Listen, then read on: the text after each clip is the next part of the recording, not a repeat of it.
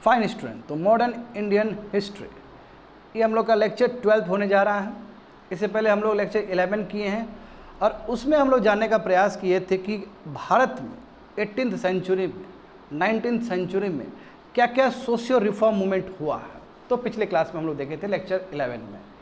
आज की क्लास में हम लोग पूरी तरीके से फोकस करेंगे कि और भी क्या क्या मूवमेंट्स हुआ है सोसाइटी के कॉन्टेक्स्ट में, यानी कि सोशियो रिलीजियस रिफॉर्म मूवमेंट। हालांकि कल का जो क्लास था, पिछला जो क्लास था और आज का जो क्लास था वो दो अलग क्लास नहीं है, दोनों ही क्लास को कहेंगे सोशियो रिलीजियस रिफॉर्म मूवमेंट। तो कल हम लोग रिफॉर्म वाला मूवमेंट किए थे, आज हम लोग रिलीजियस पॉइंट ऑफ व्यू से देखेंगे कि रिलीजियस में क्या क्या मूवमेंट आया है, रिलीजन में क्या क्या मूवमेंट आया है। समझे? तो हिंदू का ही मूवमेंट होगा, मुस्लिम का ही मूवमेंट होगा, पारसी का ही मूवमेंट होगा और बहुत सारे ऐसे मूवमेंट होंगे जो सेकुलर भी होंगे, डिप्रेस क्लास के लिए भी मूवमेंट होंगे जैसे B.R. अम्बेडकर जी किए थे। उस तरह गर्ल्स के लिए भी बहुत सारा मूवमेंट होगा, गर्ल्स को एम्पावरमेंट करने के लिए ऐसे बहुत सारे मूवमेंट हुए हैं भारत में। ठीक है, तो ये लेक्चर 12 में मिलेगा ये सभी चीज़। तो देख लो syllabus, advent of Europeans completed, era of companies completed, revolt of 1857 उसी को एक्सटेंड कर दोगे, उसी यूनिट को एक्सटेंड कर दोगे तो रिवोल्ट एंड मूवमेंट उसी में हम लोग ये देख रहे हैं। समझ में आ गया ना? आगे देखो तो बच्चे लोग सोशियो रिफॉर्म मूवमेंट कल भी पढ़े थे हम लोग और आज भी पढ़ेंगे।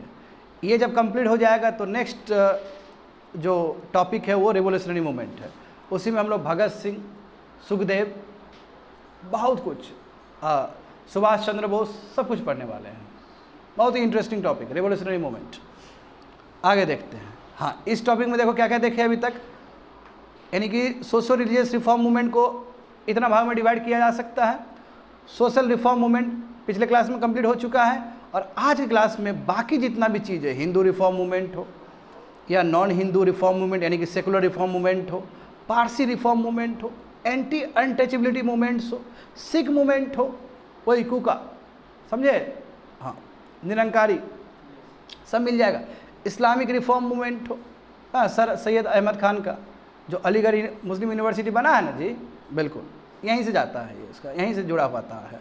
Depress caste movement and the movement for the emancipation of women, यानी कि महिलाओं का सशक्तिकरण के लिए भी क्या क्या मूवमेंट हुआ है भारत में, ये सभी चीज़ को इस मॉडल में पढ़ने जा रहे हैं हम लोग। समझ गए ना स्टूडेंट? तो देखो, तो पहला यूनिट लेते हैं हम लोग हिंदू रिफॉर्म मूवमेंट।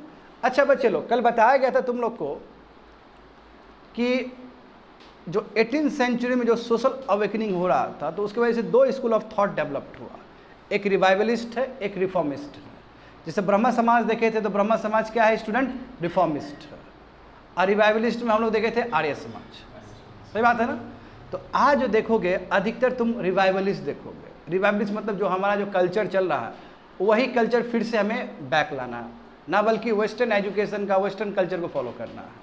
तो जितना ही बात होगा अधिकतर रिवाइवलिस्ट का बात होगा इस क्लास में। देखो तो हिंदू रिफॉर्म मूवमेंट, अब देखो जिस हिसाब से बच्चे लोग वेस्टर्न कल्चर पल्यूट कर रहा था हमारे रिलीजन को, तो हमारे जो एजुकेटेड जो हिंदूज लोग हैं, एजुकेटेड हिंदू ऑर्थोडॉक्स जो लोग सब है, उन्होंने क्या किया कि सनातन धर्म को बचाना है, इसलिए एक साथ आ गए। जैसे कल हम लोग देख रहे थे कि जब ब्रह्म समाज से राजा राम मोहन रॉय अपना पत्रिका लिख रहे हैं तो इस चीज़ को राधाकांत देव काउंटर कर रहे थे। सही बात है ना? तो राधाकांत देव क्या है ये भी पता चल जाएगा तुम लोग को आज क्लास में। और वो क्यों करना चाह रहे थे? क्योंकि वो चाहते हैं कि अपना रिलीजन को बचाना, क्योंकि वेस्टर्नाइजेशन इतना ज़्यादा हुआ, वेस्टर्न कल्चर इतना ज़्यादा आया कि हमारा जो अपना रिलीजन है, जो सनातन धर्म है, उस पर इम्पैक्ट पड़ रहा था। ताकि प्रोटेक्ट हो हमारा सनातन धर्म, इसलिए जो एजुकेटेड जो हिंदूज लोग थे जो कहते थे कि पहले का ही हमारा कल्चर बेस्ट है, इसमें कोई मिलावटी नहीं होना चाहिए, ये लोग एक साथ आए और इस तरह का ऑर्गेनाइजेशन फॉर्म किए। एग्जाम्पल देखो, भारत धर्म महामंडला, धर्म सभा, स्वामी नारायण सेठ, सर्वदेशिक हिंदू सभा, सत्य महिमा धर्म, राधा स्वामी मूवमेंट, देव समाज, मद्रास हिंदू एसोसिएशन, सतनामीज ऑफ छत्तीसगढ़ और प्रमांसा मंडली। ये सब एग्जाम्पल है हिंदू रिफॉर्म मूवमेंट्स का। समझे ना?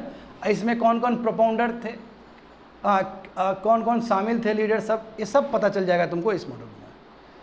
तो फर्स्ट वन देखते हैं स्टूडेंट, भारत धर्मा महामंडला, very very important personality, Pandit Deen दयालु शर्मा, हरिद्वार 1887।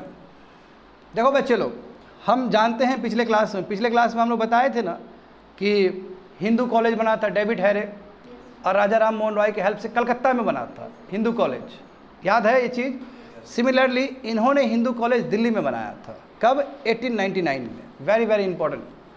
तो हिंदू कॉलेज अलग अलग जगह बना है, जो दिल्ली में बना था उसका श्रेय इनको ही जाता है, पंडित दीनदयालु शर्मा को जाता है, समझे ना। और इनका ऑब्जेक्टिव क्या था, यानी कि ये जो भारत धर्म महामंडला, हाँ, जिसको नेतृत्व कर रहे हैं पंडित दीनदयालु शर्मा, तो इस जो महामंडला का क्या कॉन्सेप्ट था, क्या उसका ऑब्जेक्टिव था? ऑब्जेक्टिव ये था कि जितने भी बड़े बड़े लीडर्स हैं हिंदू समाज के, उसको इकट्ठा किया जाए और किस तरह जो हमारा जो सनातन धर्म है उसको प्रिजर्व किया जाए। अदरवाइज जो ब्रिटिश के द्वारा या ब्रिटिश जो इंग्लिश एजुकेशन पढ़ के आ गया है, जैसे राजा राम मोहन रॉय सब, ये क्या कर रहा है? पल्यूट कर रहा था एज पर देम, उनके हिसाब से। तो धर्म को बचाना है, सनातन धर्म को बचाना है, इसलिए जो बड़े बड़े लोग सब पढ़े लिखे जो हिंदू ऑर्थोडॉक्स लोग सब है, सबको इकट्ठा कर रहे हैं, समझे। इसका क्या हुआ परिणाम? इसका परिणाम ये हुआ कि ये जो भारत धर्म महामंडला तुमको दिख रहा है, एक बड़ा ऑर्गेनाइजेशन, इसका ऑफशूट भी स्टार्ट हो गया। ऑफशूट मतलब क्या कि इसी ऑर्गेनाइजेशन का अलग अलग ब्रांचेस सब इन द फॉर्म ऑफ सनातन धर्म सभा, हाँ, सनातन धर्म सभा, धर्मा महापरिषद साउथ इंडिया में एंड धर्मा महामंडली बंगाल में। और ये लोग क्या करते थे? ये लोग कोशिश करते थे कि जो पल्यूट हो रहा है हमारा हिंदुइज्म, वो पल्यूट ना हो, जो सनातन धर्म पल्यूट हो रहा है वो पल्यूट ना हो। तो इसलिए बच्चे लोग जितना भी नाम लिए हैं, चाहे सनातन धर्म सभा हो, चाहे धर्मा महापरिषद हो, चाहे धर्मा महामंडली हो, ये सब ऑफशूट है भारत धर्मा महामंडला का, समझ गए? हाँ, very very important. Pandit Madan Mohan Malviya, याद है ना, कल बताए थे ना, BHU का नींव रखने वाले यही है। BHU का जो स्टार्टिंग पॉइंट है वो एनी बेसेंट रखी थी। बनारस में एक हिंदू यूनिवर्सिटी खुला था, उसका नींव रखने वाले एनी बेसेंट है। मैं जो BHU बनाने वाले जो लोग थे, वो BHU बनाने वाले जो इंसान थे, लीडर थे, वो पंडित दीनदयाल है, पंडित मदन मोहन मालवीय है। मदन मोहन मालवीय भी इस सभा से जुड़े हुए हैं, ये महामंडला से, इसलिए ये सभा और इम्पोर्टेंट हो जाता है, क्योंकि ये पर्सनालिटी का बहुत बड़ा रोल है भारत में, समझ गए ना। हाँ, तो ये भी सनातन धर्म मूवमेंट से जुड़े हुए थे। देखो बच्चे लोग, ये ऑर्गेनाइजेशन का क्या काम था कि प्रॉपर हिंदू रिलीजियस जो इंस्टीट्यूशन है हमारा, जो भी मंदिर है जहाँ पे डिबेट होता है, उसको प्रिजर्व करना, और ओपन हिंदू एजुकेशनल इंस्टीट्यूशन होना चाहिए जहाँ पे हिंदू बुक सब हो और लोग आके उस चीज़ को ग्रहण करें, पढ़े लिखे, ताकि हिंदू सभ्यता के बारे में लोग समझे ठीक से। यानी कि हिंदू को प्रिजर्व करना, सनातन धर्म को प्रिजर्व करना ही ऑब्जेक्टिव था इस महामंडला का। अब देखो स्टूडेंट, धर्मा सभा, बिल्कुल इसका एक ऑफशूट है ना। ये चेहरा तुमको जाना पहचाना लग रहा है ना, राधाकांत देव साहब।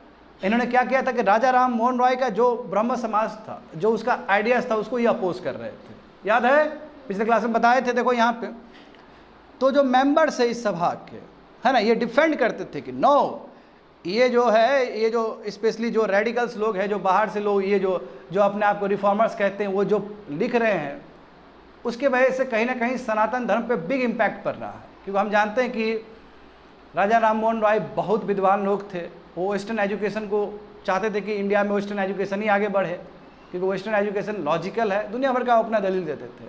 मैं ये जो राधाकांत देव का जो सभा है, धर्मा सभा, ये अपोज करता था ऐसे विचारधारा को, समझ गए ना। इनफैक्ट ये इस बात को भी अपोज किए कि जो एबोलेशन ऑफ सती एक्ट हुआ था ना विलियम बेंटिक की हेल्प से, ये भी नहीं होना चाहिए। अब कहोगे सर ये तो बहुत ही रेडिकल सोच हो गया, क्योंकि सती को ख़त्म करना तो सभी के लिए अच्छा चीज़ होना चाहिए, ये मन में सवाल आ सकता है विद्यार्थी लोग को। मगर देखो इम्पॉर्टेंट चीज़ ये है कि कई ऐसे भारत में ऐसे लीडर्स हुए हैं, जैसे BG तिलक का भी मैं बाद में रेफरेंस दूंगा, कि हमारे जो लीडर्स चाहते थे कि हम लोग खुद ही लॉ को बनाए और उस चीज़ को ख़त्म करें, ब्रिटिश क्यों बीच में इंटरफेयर करेगा, ये भी सोच रखते थे। तो भले ही यहाँ पे तुमको दिखेगा कि सती जब ख़त्म हुआ उस चीज़ का भी अपोज किया है, मगर जरूरी नहीं कि जो आपको जो अपोजिशन दिख रहा है वो उसी लेवल पर अपोजिशन होगा। उसमें कुछ ये भी बात हो सकता है कि विलियम बेंटिक के सहारे क्यों इंडिया खुद ही नहीं क्यों रिमूव कर सकता है इस चीज़ को। बात समझ में आ रहा है? तो ये इसलिए तुम्हारा हमेशा माइंड खुला होना चाहिए, और किसी भी तुम धर्म को, किसी भी तुम बॉडी को समझना चाहते हो तो उस नेगेटिव पॉइंट से उस बॉडी को जज मत करना। क्योंकि देखो नेक्स्ट पॉइंट क्या है, नेक्स्ट पॉइंट ये बोलता है कि यही सभा है जिसने वेस्टर्न एजुकेशन को भी प्रमोट किया है at the same time, in fact girls के बीच में। तो जो संस्था धर्मा सभा जो गर्ल्स के बीच में एजुकेशन प्रमोट कर रहा है, तो फिर सती जब खत्म हुआ उसको क्यों अपोज किया, सवाल ये उठता है। तो मैं बोल रहा हूँ कि हिस्ट्री में तुमको अपवाद मिलेगा, बट देखने का नज़रिया चेंज करो कि आखिर राधाकांत देव इस चीज़ को अपोज कर रहे थे, तो हो सकता है उनका थॉट प्रोसेस ये हो सकता है कि आखिर ब्रिटिश के सहारे क्यों ख़त्म किया जाए, इंडियंस खुद ही ख़त्म कर सकते हैं। सेम चीज़ बीजी तिलक के साथ भी हुआ है। जब एज ऑफ कॉन्सेंट पास हुआ था पारसी रिफॉर्मर के द्वारा, तो उस समय भी, और उस समय वही जो उस समय के जो भी गवर्नर जनरल थे उन्होंने पास किया था, तो बीजी तिलक ने इस चीज़ को अपोज किया। मगर मैसेज क्या गया कि बीजी तिलक नहीं चाहता है कि समाज में कुछ प्रोग्रेसिव चीज़ हो। तो उस समय बीजी तिलक ने ये बोला था कि देखिए हम चाहते ऐसा हो, मगर ब्रिटिश के थ्रू क्यों हो, हम लोग के थ्रू हो। That is the point to be noted. ये बात को हमें समझना है गहराई से। इसमें बहुत, इसके अंदर बहुत कुछ है, इसके अंदर बहुत कुछ है। क्यों? क्योंकि हमारे इंडियन लीडर चाहते हैं कि खुद रिफॉर्म समझाएं, ना बल्कि ब्रिटिश के थ्रू लाए। समझ गए ना? राधाकांत देव के बारे में समझ में आ गया ना? मैं ये ब्राह्मण समाज को पूरा अपोज करते थे, इसमें कोई सेकंड थॉट नहीं हो सकता। आगे देखो बच्चे लोग, स्वामी नारायण सेक्ट जानने वाले सब हिंदू तुम्हारा ये बॉडी सब है, हिंदू ऑर्गेनाइजेशन का है। देखो स्वामी नारायण से इसके कौन प्रोपाउंडर थे, इनको इस सेक्ट को आगे बढ़ाने वाले कौन थे? तो स्वामी सजानंद गुजरात से आते थे।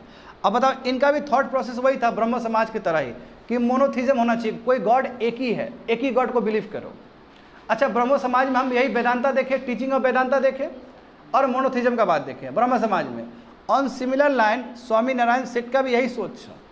बात समझे? देखो यहाँ पे क्या बोला गया है, इसमें बोला गया कि बिलीव और प्रैक्टिस दोनों ही प्योर फॉर्म में होना चाहिए। बात समझे ना? प्योर फॉर्म में होना चाहिए।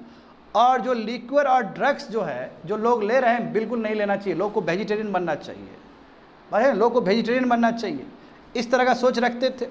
दूसरी बात है कि ये फोकस करते थे कि लोगों में कैरेक्टर बिल्डिंग हो, हाँ, प्योर और सिंपल लाइफ रहे, और जो बेचारे जो विडो के ऊपर दिक्कत हो रहा है, विडो को दिक्कत नहीं होना चाहिए, इसलिए हाँ विडो रीमैरिज होना चाहिए, हाँ सती सिस्टम ख़त्म होना चाहिए, और जो फीमेल इन्फेंटिसाइड्स हो रहा है यानी कि छोटे बच्चे को जो मार दिया जा रहा है वो चीज़ नहीं होना चाहिए। हम कह सकते हैं कि बहुत ही प्रोग्रेसिव थॉट प्रोसेस है ये, यानी कि सोशल एविल्स के अगेंस्ट थे ये। समझ गए स्टूडेंट? और अच्छी बात क्या है कि ये किसी को भी वेलकम करते थे कि तुम हमारा ज्वाइन कर सकते हो, तुम कोई भी कास्ट से हो, तुम कोई भी विचारधारा से हो, चाहे तुम हिंदू हो मुस्लिम हो, उससे कोई फर्क नहीं है, तुम हमारे फॉलोअर्स बन सकते हो। हाँ, स्वामी नारायण सेक्ट बाय स्वामी सजानंद गुजरात से जो आते थे। समझ में आ गया नहीं चीज़? आगे देखो बच्चे लोग, हाँ सर्वदेशिक हिंदू सभा, वेरी वेरी इंपॉर्टेंट, क्योंकि बीडी सावरकर इससे जुड़े हुए हैं। जानते हो ना, बीडी सावरकर बहुत बड़ा नाम है, बहुत बड़े इंडियन फाइटर है। आज बीजेपी अपना पावर ड्रॉ करती है इसी बीडी सावरकर से। बात समझ रहे हो ना? आरएसएस जो अपने आप को, जो आरएसएस से बीडी सावरकर जुड़े हुए हैं, हालांकि डायरेक्ट मेंबर नहीं थे, मगर उनका जो विचारधारा है बीडी सावरकर का, वो आरएसएस ने अडॉप्ट किया उस विचारधारा को। यहाँ पे समझो। अब देखो, ये जो है बीडी सावरकर है या सर्वदेशिक हिंदू सभा, ये हमेशा सेकुलर हिंदुज़म, सेकुलर नेशनलिज्म को अपोज करता था। क्या होता है सेकुलर नेशनलिज्म? राष्ट्रवाद, हिंदू राष्ट्रवाद होना चाहिए, देश हिंदू देश बनना चाहिए। अभी भी होता है ना कि हिंदू राष्ट्र बनाना है, तो इनका थॉट भी वही था कि हिंदू नेशनलिज्म होना चाहिए। सेकुलर फालतू का बात है, और कम्युनल नेशनलिज्म बेकार का बात है। ये मुस्लिम लीग कुछ से कुछ बोलेगा, मुस्लिम लोग कुछ से कुछ बोलेगा। सेकुलर नेशनल, सेकुलर देखते हो ना, अभी सेकुलर वर्ड कितना कंट्रोवर्शियल था, इसलिए हिंदू नेशनलिज्म होना चाहिए। जब ये इस तरह का बात करेंगे तो मुस्लिम पक्ष है उसको तो बुरा लगेगा ही लगेगा, जो बात है। समझ रहे हो ना? देखो, तो मुस्लिम लीग को काउंटर करने के लिए देखो बहुत सारे हिंदू, जो हिंदूज लोग थे, मुस्लिम लोग जानते हो ना कि 1905 या 1906 में ही बन गया था बच्चे लोग, ठीक है। जब पार्टीशन ऑफ बंगाल हुआ तो उसी के आसपास मुस्लिम लीग भी बना था, समझे? उसी के आसपास, वही 1905-1906 के आसपास बना है। अब इसमें समझो कि मुस्लिम लीग का जो चीज़ है उसको काउंटर करने के लिए बहुत सारे हिंदू बैठ के एक कॉन्फ्रेंस किए थे 1909 में, उसी को बोलते हैं पंजाब हिंदू कॉन्फ्रेंस। और वही पंजाब हिंदू कॉन्फ्रेंस बाद में जाके उसका नाम जो चेंज हो गया सर्वदेशिक हिंदू सभा। ये कॉन्फ्रेंस का ही नाम चेंज हो, क्या हो गया? सर्वदेशिक हिंदू सभा। आया समझ में? ये 1915 में हुआ था। अब बाद में देखो, हाँ बाद में 1921 में इसका नाम और दूसरा हो गया अखिल भारत हिंदू महासभा। अभी अखिल भारत है ना, परिषद है कि नहीं है इंडिया में? बिल्कुल है, जिसके बहुत सारे मेंबर्स भी हैं, लोग सब स्टूडेंट लोग मेंबर्स भी हैं। तो नींव यहीं से रखा गया था, समझे? हाँ, जब बीडी सावरकर इस महासभा को ज्वाइन किए, समझे, वही अखिल भारत हिंदू महासभा को, तो इस महासभा को एक नया इम्पेटस मिला, एक नया एनर्जी मिला। और ये सभा हिंदू के लिए बहुत कुछ काम किया है। अब बी डी सावरकर जानते हो कि फ्रीडम फाइटर तो रहे हैं, मगर बहुत ही कंट्रोवर्शियल फिगर रहे हैं, बहुत कंट्रोवर्शियल फिगर रहे हैं। ठीक है, समझ में आ गया। अच्छा, यही बी डी सावरकर है जिन्होंने कहा था कि 1857 का जो रिवोल्ट हुआ है वो एक्चुअल में फर्स्ट वार ऑफ इंडिपेंडेंस है। देखो यही हिस्ट्री में लिखा जाता है ना, एक्चुअली ये बी डी सावरकर का बोला हुआ चीज़ है। तो बी डी सावरकर बहुत बड़ा नाम है स्टूडेंट, बात समझे ना। हाँ, आगे देखो, सत्य महिमा धर्मा, मुकुंद दास, इनको हम महिमा गोसाइन भी कह सकते हैं।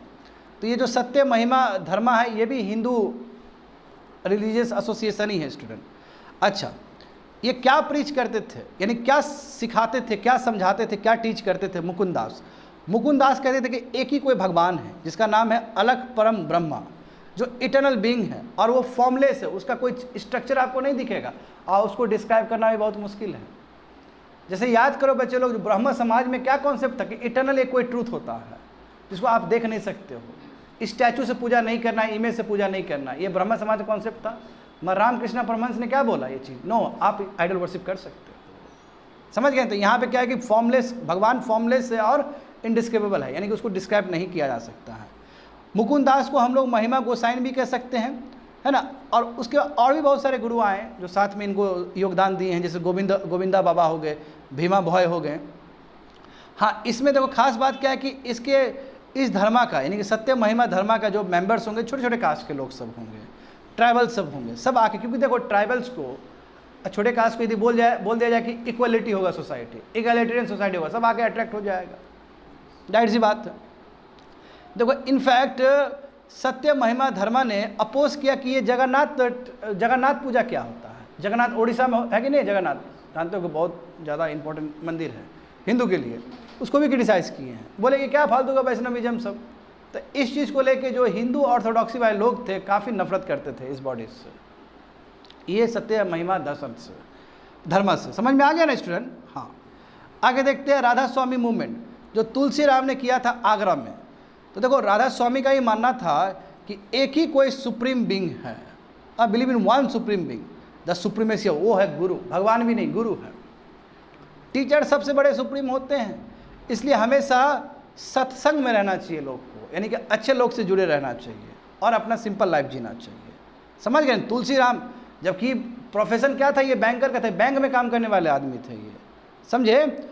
और बाद में इन्हीं का नाम क्या हो गया, शिव दयाल साहब या स्वामी जी महाराज, इनको स्वामी जी महाराज के रूप में भी बोला जाता था तुलसी राम को। समझ गए ना? ये कहते थे कि देखो जो जीवन है आपका, जो दिनचर्या है, उसको रिनाउंस करने की ज़रूरत नहीं है। जैसे होता है ना कि हिमालय पे चढ़ने के लिए चले गए मेडिटेशन करके स्पिरिचुअल लाइफ के लिए, नहीं, वो ज़रूरत नहीं है। आप अपना जीवन जी सकते हो, आप घर में भी रह के अपना जीवन जी सकते हो, ठीक है। दुनिया छोड़ने की ज़रूरत नहीं है, सभी रिलीजन बराबर ही है, ठीक है। और इन्होंने कहा कि कोई टेम्पल, श्राइन, सेक्रेड प्लेस, ये सब फालतू का चीज़ है, कोई काम का नहीं है ये सब चीज़। हाँ, चैरिटी करो, सर्विस करो और प्रेयर करो, ये सब नेसेसरी है, नेसेसरी ड्यूटीज़। बात समझ में आ रहा है? तो विचारधारा देखो कितना डिफरेंट विचारधारा है। हाँ, इसको बोलते हैं राधा स्वामी मूवमेंट जो आगरा में हुआ था। अब देखो देव समाज, देखो स्टूडेंट, देव समाज को आगे ले गए थे शिव नारायण अग्निहोत्री लाहौर में। सिंपल, इनका भी बिलीव सेम था, जैसे इनका भी बिलीव सेम था कि एक ही कोई सुप्रीम बीइंग होता है, वही क्या है तुम्हारा गुरु। गुरु सबसे ऊपर का चीज़ है और वही आपको सत्य सिखाएंगे। और ये जो शिव नारायण अग्निहोत्री जो दिख रहा है, ये बिल्कुल ये भी ब्रह्म समाज के ही फॉलोअर थे पहले, समझ गए ना। और इनके टीचिंग्स को जो कंपाइल किया गया बुक में, उसको बोलते हैं देवशास्त्र। जैसे गीता में कृष्ण जी का कंपाइलेशन है ना जी, भागवत गीता जिसको कहते हैं, तो सिमिलरली इनका जो टीचिंग्स है उसको एक किताब में पिरोया गया है, उसको बोलते हैं देवशास्त्र। समझ गए ना।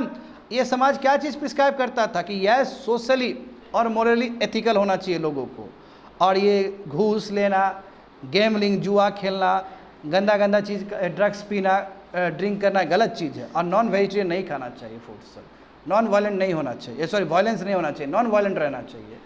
तो इस तरह का थॉट प्रोसेस था देव समाज का। हाँ, अब यहाँ देखो मद्रास हिंदू एसोसिएशन, बच्चे लोग बहुत इंपॉर्टेंट है, क्यों कन्फ्यूज हो जाओ कि मद्रास हिंदू एसोसिएशन दो था, एक था तुम्हारा वीरासिलिंगम और पंटुलू का, जो कि मद्रास रीजन से आते थे, तो बढ़िया से नाम समझना, और एक था एनी बेसेंट का जो वीरासिलिंगम का जो एसोसिएशन था उसका नाम था Madras Hindu social reform association. यहाँ पे देखो ये रिलीजन पे ज़्यादा काम नहीं किए, रिफॉर्म पे काम किए, सोसाइटी का जो प्रॉब्लम है उस पे ज़्यादा काम किया था ये बॉडी ने। कौन सा बॉडी ने? Madras Hindu social reforms association ने, जो कि 1892 को बना था। मगर दूसरी तरफ देखोगे तो मद्रास हिंदू एसोसिएशन 1904 वो एनिमेशन बनाई थी और वो हिंदू के लिए काम किया गया, वो रिलीजन पे काम किया गया। तो दोनों में अंतर समझ में आ गया ना। ये जो पहला वाला जो है Madras Hindu social reforms association, ये एक वीरासिलिंगम ने बनाया, बट ये सोसाइटी के रिफॉर्म्स के ऊपर है। दूसरा जो एनिमेशन ने बनाया था वो किसके? रिलीजन, हिंदू रिलीजन के ऊपर है। तो अंतर इसलिए इस हिसाब से अंतर है स्टूडेंट, समझ में आ गया। बल्कि दोनों ही मद्रास है कि नहीं है? दोनों ही एसोसिएशन मद्रास का ही एसोसिएशन है विद्यार्थी लोग, कंफ्यूज नहीं होना है। तो देखो वीरासिलिंगम पंटुलू का जो सोच था क्या था, ये कि सोशल प्योरिटी मूवमेंट होना चाहिए, यानी कि ये देवादासी कॉन्सेप्ट सब, ये जो सोशल इविल था, देवादासी जानते हो ना कि गर्ल्स लोग जो टेंपल में जो नाचती थी वो भी डेरोगेटरी प्रैक्टिस है, ये सब खत्म होना चाहिए, गलत चीज़ है ये। यानी कि सोसाइटी को रिफॉर्म्स करने का बात करता था ये संस्था। बट दूसरी तरफ देखो एनिमेशन का जो संस्था था वो चाहता कि हिंदू सोशल और रिलीजियस एडवांसमेंट हो, यानी कि जो हिंदू सिविलाइजेशन जो बेस्ट रहा है वो रिवाइवल हो, हिंदू समाज रिवाइव हो, हिंदू धर्म रिवाइव हो। दोनों में अंतर है कि नहीं? वो सोसाइटी में रिफॉर्म लाना चाह रहा है, ये धर्म में रिफॉर्म लाना चाह रहा है। That is the basic difference. अब देखो Satnami of Chhattisgarh, Ghasidas, very important, ये सतनाम में बिलीव करते थे, कॉन्सेप्ट ऑफ सतनाम में बिलीव करते थे। मतलब एक ही कोई खुदा है, ठीक है, एक ही कोई खुदा है, और सभी अपने फॉलोअर्स को कहते थे कि आइडल वर्शिप करने की कोई ज़रूरत नहीं, मूर्ति पूजा करने की ज़रूरत नहीं है। देखो बाय कास्ट भी ये छोटे कास्ट से आते थे, कोपलर जात से आते थे। कोपलर जानते हो ना क्या होता है? कोपलर मोची, समझे? जैसे ऐसे बहुत सारे तुमको मिलेंगे हिस्ट्री में कि जो छोटे जात से आए वो बहुत बड़े रैंक पे पहुँचे हैं, ब्राह्मण बने हैं। सेम घासीदास भी उसमें भी है। तो छोटे जात से आते थे तो बेचारे लोग को टेंपल तक नहीं जाने दिया जाता था, उस समय रिस्ट्रिक्ट किया जाता था। और टैंक जो है कॉमन टैंक से पानी नहीं पी सकता है, वही कुआं से पानी नहीं पी सकता है, तो ये सब रिस्ट्रिक्शन था।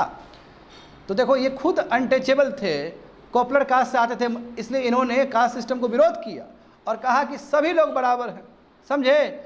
और अपने फॉलोअर्स को कहते थे कि ये जो नॉन वेजिटेरियन है खत्म करो, ये सब चीज़, ड्रग्स खत्म करो, लिक्विड खत्म करो, टोबैको ये सब कंज्यूम नहीं करना है। अच्छा BR अम्बेडकर भी तो यही सिखाए थे कि घर को साफ रखो, डिप्रेस क्लास को घर को साफ रखो, और लिक्विड नहीं पीना है, क्योंकि लिक्विड पियोगे घर का माहौल ख़राब हो जाएगा। बात समझे? अब देखो हाँ, Paramhansa Mandali, Dadoba Pandurang, very very important personality है ये स्टूडेंट, बहुत इंपॉर्टेंट पर्सनालिटी है ये। ये जो मंडली बना है, प्रमंसा मंडली बना है 1849 में महाराष्ट्र में बना है। इसके जो फाउंडर थे और भी थे, जैसे ददोबा पांडुराम तो हो ही गए, महजी दुर्गाराम भी थे और भी थे। ये इंपॉर्टेंट संस्था है स्टूडेंट, इसको लिख सकते हो, ये बहुत इंपॉर्टेंट संस्था है, UPSC में इस तरह का पूछा जा सकता है। आइडियोलॉजी क्या था?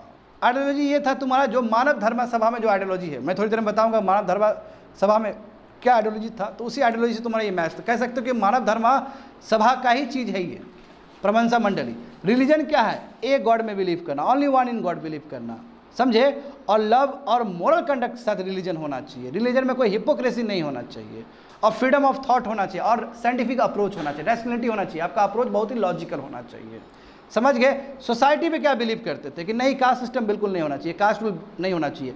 और जब जब यह सभा लगता था बच्चे लोग, तो जो छोटे जात के आदमी जो खाना बनाते थे वही खाना ये लोग खाते थे, मैसेज देने के लिए। बहुत अच्छी बात है ना। गांधी जी भी तो छोटे जात के लोग सबके साथ रहे हैं, और छोटे जात कुछ नहीं होता है, बस समझाने के लिए मैं बोल रहा हूँ, बात समझ रहे हो ना। तो देखो ये लोअर कास्ट का जो बना हुआ हाथ का खाना ये खाते थे ये लोग सब। और दूसरी बात है, देखो महिलाओं के लिए भी काम किए हैं, बोले कि या बिल्कुल विडो रीमैरिज होना चाहिए, वुमेन एजुकेशन होना चाहिए। बात समझे ना? तो कह सकते हो कि it began as a secret society के रूप में शुरुआत हुआ, बट बाद में ये हिंदू रिलीजन मूवमेंट के रूप में बना। और सोसाइटी में हिंदू को तो रिफॉर्म करना ही करना है, जब हम हिंदू को रिफॉर्म करेंगे तो सोसाइटी पूरा रिफॉर्म हो जाएगा। अच्छा सोच था जी, ठीक है, यही है प्रमंसा मंडली। और प्रमंसा मंडली का विचारधारा क्या है? मानव धर्म सभा। तो मानव धर्म सभा देखोगे नीचे बच्चे लोग 1844 में बना था सूरत में।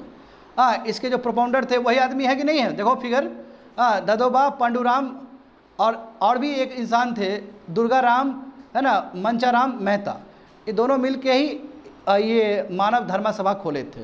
तो इसमें भी वही चीज़ है, मोनोथिज्म, गॉड एक ही है, हाँ, ओनली वन गॉड।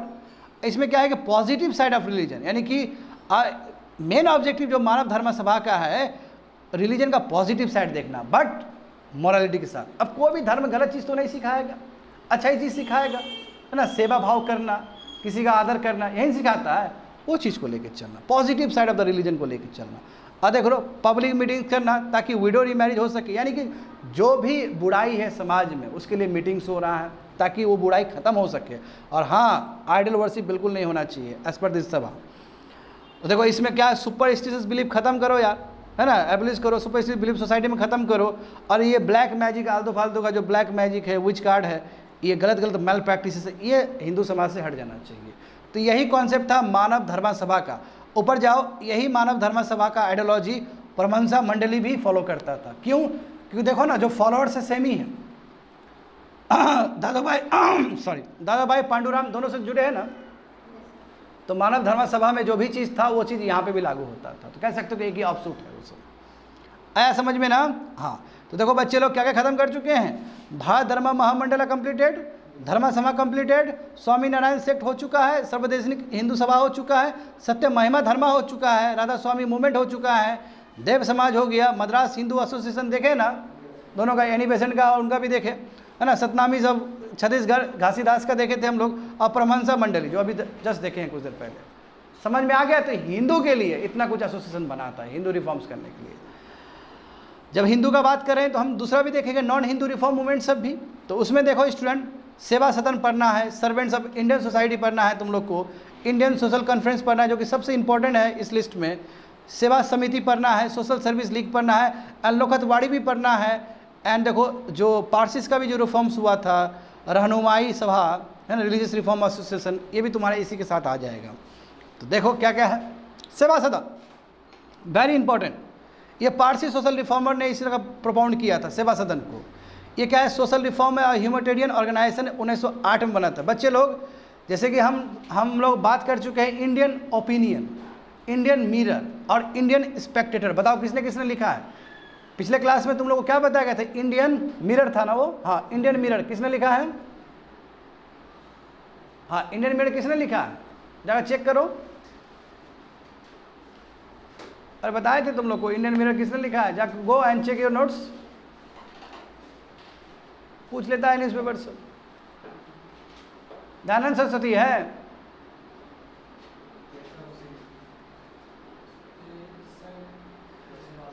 क्या है, कौन है? हाँ केसी सेन है, बिल्कुल, हाँ केसी सेन है, केशव चंद्र सेन। उन्होंने लिखा था इंडियन मिरर। इंडियन ओपिनियन किन्होंने लिखा? गांधी जी। अब देखो इंडियन स्पेक्टेटर लिखने वाले जो जर्नल है वो यही है, बैरम जी एम मालवाड़ी। इसलिए लिखो ये सब चीज़, समझ गए बच्चे लोग? हाँ, केसी सेन लिखे इंडियन मिरर, गांधी जी लिखे इंडियन ओपिनियन, और इंडियन जो स्पेक्टेटर है उसके जो राइटर है ब्रह्म जी एम मालवाड़ी हैं। समझ गए ना स्टूडेंट? हाँ देखो ये कैंपेन, देखो अपना जीवन भर कैंपेन किए चाइल्ड मैरिज और विडो रीमैरिज के लिए, यानी कि चाइल्ड मैरिज नहीं होना चाहिए और विडो रीमैरिज होना चाहिए। समझ गए ना? जितने भी बेचारे लोग सब थे, जो जितने भी सोशली डिस्कार्डेड लोग थे, उसको ये केयर देते थे, घर देते थे रहने के लिए, समझे? और जो महिला जो थी, जो एक्सप्लॉइटेड महिला थी, जैसे विडोज़ हो गई, उन लोगों को ये सेवा करते थे। बहुत ही अच्छा एजुकेशन दे रहे हैं, वेलफेयर कर रहे हैं, मेडिकल सर्विस दे रहे हैं। जितनी भी महिला डिस्टिट्यूट महिला है, घर से जो निकाल दिया गया, ऐसे महिला को ये सम्मान देते थे। और देखो बिल्कुल याद आया, एज ऑफ कंसेंट एक्ट इनके वजह से ही पास हुआ है। तो उस समय गवर्नर जैसे कल बताए थे स्टूडेंट तुम लोग को, राजा राम मोहन रॉय की वजह से क्या हुआ था, एबोलिशन ऑफ सती से एक्ट आया। उसी तरह ईश्वर चंद्र विद्यासागर की वजह से विडो रीमैरिज एक्ट आया बाद में, समझे? ऑन सिमिलर लाइन इनके वजह से एज ऑफ कॉन्सेंट एक्ट आया था। और एज ऑफ कॉन्सेंट एज क्या है? शादी का उम्र कह सकते हो, कि इसके बाद ही शादी होना है, एक तरह से कह सकते हो कि मैरिज एज है गर्ल्स के लिए। बात समझे? हाँ, तो इसमें इनका बहुत बड़ा रोल है। ये पारसी है, बाय रिलीजियस पार्सन है, ये पारसी है, मगर पूरा सोसाइटी के लिए काम कर रहे हैं। आगे देखो वेरी वेरी इंपॉर्टेंट, हाँ गोपाल कृष्ण गोखले, बहुत बड़ा नाम है गोपाल कृष्ण गोखले। गोपाल कृष्ण गोखले गांधी जी के पॉलिटिकल गुरु है बच्चे लोग। जब गांधी जी साउथ अफ्रीका से इंडिया में आए तो इन्होंने ही एडवाइस दिया था गांधी जी को कि अभी तुरंत पॉलिटिक्स नहीं करना है आपको, आप जाइए पूरा भारत भ्रमण कीजिए, देखिए भारत में क्या प्रॉब्लम है। तो इनके ही एडवाइस से गांधी जी पूरा भारत निकले थे घूमने के लिए। अब पूरा देखे तो देखो, जैसे चंपारण पहुंचे बहुत बड़ा इशू बन गया, तो कहीं यही पॉलिटिकल गुरु है गांधी जी के, समझे, गोपाल कृष्ण गोखले। देखो यहाँ पे तो इन्होंने ही servants of Indian society form किया था with the help of MG Ranade. MG Ranade भी बहुत बड़े आदमी हैं, वो जस्टिस है, जज है वो आदमी, ठीक है। एमजी रनाडे हो गए, उनके वाइफ हो गए, बहुत काम किए सोसाइटी के लिए। जैसे कल देखे थे ना ज्योतिबाई फुले और सावित्री फुले, जो माली कम्युनिटी से आते थे और एंटी ब्राह्मण अप्रोच से चलते थे, वो बाकी लोग भी जुड़ सके। महिलाओं के लिए एजुकेशन, गर्ल्स के लिए एजुकेशन, यस याद है ना जी, बिल्कुल। तो देखो ये भी सब महाराष्ट्र में ही हो रहा, वो भी महाराष्ट्र में किए थे, ये भी महाराष्ट्र में ही। तो सर्वेंट ऑफ इंडियन सोसाइटी पूछता है यूपीएससी में कि सर्वेंट ऑफ इंडियन सोसाइटी किसने बनाया है, तो वो कौन है, गोपाल कृष्ण गोखले हैं। किसके हेल्प से, एमजी रनाडे के हेल्प से। 1905 में बना था स्टूडेंट।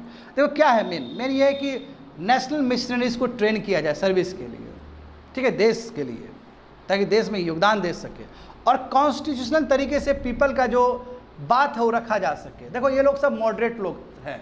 आने वाले समय में हिस्ट्री में पढ़ोगे गरम दल और नरम दल, है ना, यानी कि मॉडरेट्स और एक्सट्रीमिस्ट। तो ये लोग सब मॉडरेट्स लोग थे। ये लोग डायरेक्ट फाइट नहीं करते थे ब्रिटिश से, ब्रिटिश को लिख के देते थे, कॉन्स्टिट्यूशनल तरीके से लड़ते थे ये। तो वही कॉन्स्टिट्यूशनल तरीके से कैसे इंडियन पीपल का जो सफरिंग है वो ब्रिटिश के सामने रखा जाए, समझे, और सेल्फलेस वर्कर्स का किस तरह कैडर तैयार किया जाए जो कि अपना पूरा जीवन कंट्री के लिए न्यौछावर कर दें, ऐसे लोग सब तो तैयार। यही एम है इस सर्वेंट्स ऑफ इंडियन सोसाइटी का। वेरी इंपॉर्टेंट, देखो 1911 में, बच्चे लोग जो बोलूँगा ये पॉइंट को लिख लेना, यूपीएससी पूछता है इस चीज़ पे। Hitavada began to be publish to project the views, यानी कि सर्वेंट्स ऑफ इंडियन सोसाइटी ने ही एक किताब लिखना शुरू किया, एक मैगजीन लिखना शुरू किया, उसी का नाम हितावाड़ा है। पूछता है कि हितावाड़ा कौन सा ऑर्गेनाइजेशन से संबंधित है या कौन से लीडर उससे संबंधित है। यदि ऑर्गेनाइजेशन पूछेगा तो क्या बोलोगे, सर्वेंट्स ऑफ इंडियन सोसाइटी। यदि पर्सनालिटी पूछा जाएगा तो क्या बोलोगे, गोपाल कृष्ण गोखले और एमजी रनाडे। समझ गए स्टूडेंट, ये हो गया। अब देखो यहाँ पे, हाँ, मगर एट द सेम टाइम तुमको समझना होगा कि जो शख्सियत है गोपाल कृष्ण गोखले, बहुत बड़े लीडर हैं ये इंडियन नेशनल कांग्रेस के। तो चूंकि ये सोसाइटी तक ही बात रहे, सर्वेंट्स ऑफ, ये जो सर्वेंट्स ऑफ इंडियन सोसाइटी है वो केवल सोसाइटी का ही रिफॉर्म्स करे, ये पॉलिटिक्स में ना आए, इसलिए इसको दूर रखा गया। और जब इंडियन नेशनल कांग्रेस का मीटिंग होता था तो इसका भी मीटिंग साइड से होता था, बट पॉलिटिक्स से दूर। इसका भी एनुअल मीटिंग होता था बट पॉलिटिक्स से दूर। इसलिए क्या लिखा गया यहाँ पे, देखो, सोसाइटी को हमेशा पॉलिटिकल एक्टिविटी से दूर रखा गया। अलूफ का मतलब क्या, दूर रखा गया, समझे। और जो भी इंडियन नेशनल कांग्रेस का जो एक्टिविटीज़ होता है उसे दूर रखा गया। मगर जब आईएनसी का अपना मीटिंग होता था, आईएनसी का मीटिंग होता था नॉर्मली दिसंबर में मीटिंग होता था इंडियन नेशनल कांग्रेस का, जब उसका भी मीटिंग होता था तो इसका भी पैरेलल मीटिंग हो रहा होता है। मगर दोनों अलग संस्था है। हाँ, पॉलिटिक्स में बिल्कुल इसको नहीं ले जाना था, इस संस्था को, यहाँ समझो। हाँ देखो, एजुकेशन में भी बहुत अच्छा काम किया। आश्रम टाइप का स्कूल बना के दिखाया, ट्रैवल गर्ल्स के लिए दिया। हाँ, बहुत सारे ऐसे जगह पे किया है, बहुत ही कमेंडेबल वर्क किया है तुम्हारा। स्पेशली जान लो कि ह्यूमैनिटेरियन क्राइसिस के टाइम में, जैसे फिलैंथ्रोपिक वर्क किया है फेमिन के टाइम में। कल देखे थे ना, फेमिन के टाइम में बहुत सारा ऑर्गेनाइजेशन ने, ब्रह्म समाज ने, आर्य समाज ने बहुत काम किया था। ऑन सिमिलर लाइन ये भी अपलिफ्टमेंट ऑफ ट्राइबल्स के लिए, डिप्रेस के लिए और फेमिन रिलीफ के लिए भी ये बहुत काम किया है ये संस्था ने। हाँ, गोपाल कृष्ण गोखले के डेथ के बाद श्रीनिवासा शास्त्री उसके प्रेसिडेंट बने और वो इंडियन सोसाइटी को आगे ले गए, क्योंकि गोपाल कृष्ण गोखले का देहांत 1915 में हो गया था। बात समझे, वही 1915 जब गांधी जी आए और गांधी जी को एडवाइस दिए, वो फिर वो गुजर गए। गांधी जी का एंट्री इसी समय हुआ है भारत में, ठीक है। उसके बाद पॉलिटिकल, जो गांधी जी के पॉलिटिकल गुरु थे उनका देहांत हो गया, बूढ़े हो गए थे, जो बात है, नॉर्मल डेथ है। समझ में आ गया ना। हाँ बच्चे लोग, ये देखो, ये जो बॉडी है, ये जो मैं बताने वाला हूँ तुम लोग का, ये अभी तक का सबसे इम्पोर्टेंट बॉडी है, इंडियन सोशल कॉन्फ्रेंस, या इसको हम लोग नेशनल सोशल कॉन्फ्रेंस भी कह सकते हैं। इसको आगे ले जाने वाले एमजी रनाडे, देखो ऊपर भी एमजी रनाडे जुड़े हुए थे ना उससे। हाँ, एमजी रनाडे और Raghunath Rao, very very important, देखो बहुत ही इंपॉर्टेंट चीज़ है ये। अब बच्चे लोग देखो, इसमें खास क्या बात है कि it was virtually the social reform cell of the Indian National Congress, यानी कि इंडियन नेशनल कांग्रेस का ही एक हिस्सा है ये बॉडी, नेशनल सोशल कॉन्फ्रेंस उसी का एक हिस्सा है। इसका जो फर्स्ट सेशन जो हुआ था मद्रास में हुआ था। अच्छा, आईएनसी का फर्स्ट सेशन कहाँ पे हुआ था, बॉम्बे में हुआ था 1885 में। मगर इसका जो फर्स्ट सेशन हुआ था 1886 में, 1887 में हुआ था, मद्रास में हुआ था। यानी कि जब इंडियन नेशनल कांग्रेस का मीटिंग हो गया तो इसका भी मीटिंग साइड से हो रहा है। समझ गए ना। हाँ देखो, इसलिए कह सकते हो कि ये सब्सिडी कन्वेंशन यानी कि आईएनसी का ही एक पार्ट है वो। समझ गए ना। हाँ, पूरा सोशल, बट सोशल रिफॉर्म पे ज़्यादा फोकस है, पॉलिटिक्स पे नहीं। और देखो इन्होंने भी देखो कॉन्फ्रेंस, ये बोलते थे ये बॉडी जो है national social conference intercaste marriage का बात करता था, और जो कुलिनिज्म है और पोलिगामी उसको अटैक करता। क्या होता है कुलिनिज्म? बंगाल रीजन में बच्चे लोग, कुलिनिज्म का मतलब वही तुम्हारा कास्ट सिस्टम, जरना ये जो वर्ना सिस्टम है उसी को कुलिनिज्म कहा जाता है। उसमें थोड़ा वेरिएशन था, मगर अभी समझने के लिए समझो कि कास्ट सिस्टम है, तो कास्ट सिस्टम को ये अपोज करते थे। और पोलिगामी, पोलिगामी तो जानते हो, एक यदि है ना लड़का यदि अधिक लड़की से शादी करता है तो उसको पोलिगामी कहते हैं, तो पोलिगामी को भी अपोज करते थे। हाँ, ये पूछेगा यूपीएससी में पूछता है कि कौन सा मूवमेंट को हम लोग प्लेज मूवमेंट कहते हैं, तो बच्चे लोग वो नेशनल सोशल कॉन्फ्रेंस ही है। इसको प्लेज मूवमेंट भी कहते हैं क्योंकि जो जितने लोग जुड़ते थे सबको शपथ दिलवाया जाता था, ठीक है, कि आपका काम क्या है कि चाइल्ड मैरिज को ख़त्म करना, आपका काम क्या है कि कुलिनिज्म को ख़त्म करना, आपका काम क्या है पोलिगामी को ख़त्म करना। तो जितने भी मेंबर जुड़ते थे सब प्लेज लेते थे, प्लेज समझते हो, शपथ लेते थे सभी लोग कि हम ये सब काम करेंगे। तो इसलिए इस कॉन्फ्रेंस को हम लोग प्लेज मूवमेंट भी कह सकते हैं। समझ गए ना? आगे देखो, social service league, Narayan Malhar Joshi, जैसे कि जानते हो, देखो बहुत इंपॉर्टेंट चीज़ है ये। देखो जैसे गांधी जी फॉलोअर थे ना गोपाल कृष्ण गोखले का, तो देखो ये भी गोपाल कृष्ण गोखले के फॉलोअर थे, कह सकते हो विद्यार्थी थे, बहुत मानते थे, और ये बहुत इंपॉर्टेंट आदमी है। ये भी सर्वेंट्स ऑफ इंडियन सोसाइटी जब बना था ना, जहाँ पे एमजी रनाडे थे, जहाँ पे गोपाल कृष्ण गोखले थे, तो ये भी शख्सियत थे जिनका नाम नारायण मल्हार जोशी है। और देखो इतना ही नहीं बच्चे लोग, बहुत इंपॉर्टेंट चीज़ है, all India trade union Congress बना 1920 में, तो उसमें भी ये शामिल थे। वेरी वेरी इंपॉर्टेंट पर्सनालिटी, देख रहे हो ना, बहुत सारा एसोसिएशन में शामिल है। जब all India trade union Congress बना, देखो अब ट्रेड यूनियन कांग्रेस, समझ रहे हो ना, कि जो जितना लेबर क्लास है उसको भी लेना है कांग्रेस में, उसके लिए जो यूनियन बना था 1920 में, तो उसमें खुद ये भी मेंबर थे उसके। वेरी इंपॉर्टेंट क्या है, क्या ऑब्जेक्टिव था सोशल सर्विस लीग का जो 1911 में बना था? इसका उद्देश्य ये था स्टूडेंट कि बेटर और रीजनेबल कंडीशन होना चाहिए लोगों का। लोगों का स्थिति बहुत ख़राब, लोग मर रहा है फेमिन से, कोई देखने वाला आदमी नहीं है, ऐसा नहीं होना चाहिए, बेटर लाइफ होना चाहिए इन लोग का, है ना। बहुत सारे स्कूल्स खोला, देखो लाइब्रेरी खोला, रीडिंग रूम्स खोला, नर्सरीज़ खोला, कोऑपरेटिव सोसाइटी खोला, ताकि लोगों का कुछ भलाई हो सके। इतना ही नहीं स्टूडेंट, इसमें देख सकते हो कि इनका जो एक्टिविटी था पुलिस कोर्ट एजेंट्स वर्क, जैसे लीगल एड हो गया। इन जानते हो ना कि आप गरीब लोग सबका मान लो लैंड ले लिया तो कहाँ बेचारा कैसे लड़ेगा, उसके लिए देखो ये एडवाइस देते थे, लीगल एड देते थे। जो गरीब लोग है, जो अनपढ़ लोग है, उसको ये एडवाइस देते थे। जो स्लम डोलर्स है बेचारे जिसके पास घर नहीं है ठीक से, उसको फैसिलिटी देते थे रहने के लिए, मेडिकल रिलीफ देते थे। तो कह सकते हो कि बहुत ही सुंदर काम कर रहा था ये बॉडी सोशल सर्विस लीग। समझ गए स्टूडेंट? तो ये एक अपने आप में बड़ी बात है कि उस समय जो प्रॉब्लम था, उस प्रॉब्लम के लिए देखते हो किस लेवल पर एसोसिएशन सब बन रहा है, ठीक है ना। And secure a better quality of life and work, यानी कि ये संस्था का उद्देश्य ये था कि लोगों को बेटर फैसिलिटी हो जीने का। आगे देखो स्टूडेंट, सेवा समिति 1914 में बना था इलाहाबाद में, हृदयनाथ कुंजरू, ठीक है, हृदयनाथ कुंजरू बहुत ही इंपॉर्टेंट मेंबर थे, ठीक है, और यही बनाए थे। और ये देखो Hridaynath Kunzru servants of Indian society का भी मेंबर थे, देख रहे हो बच्चे लोग। तो देखो एक सोसाइटी का जो मेंबर है दूसरा सोसाइटी भी खोल रहा है वो अलग जगह पे। जैसे ये बताए थे ना, इंडियन सोसाइटी के जो मेन जो थे एमजी रनाडे और गोपाल कृष्ण गोखले, उसके बाद देखो ये शख्सियत भी थे नारायण मल्हार जोशी, उसके बाद ये भी हृदयनाथ कुंजरू भी जुड़े हुए थे उस संस्था से, और इन्होंने सेवा समिति बनाया था 1914 में इलाहाबाद में।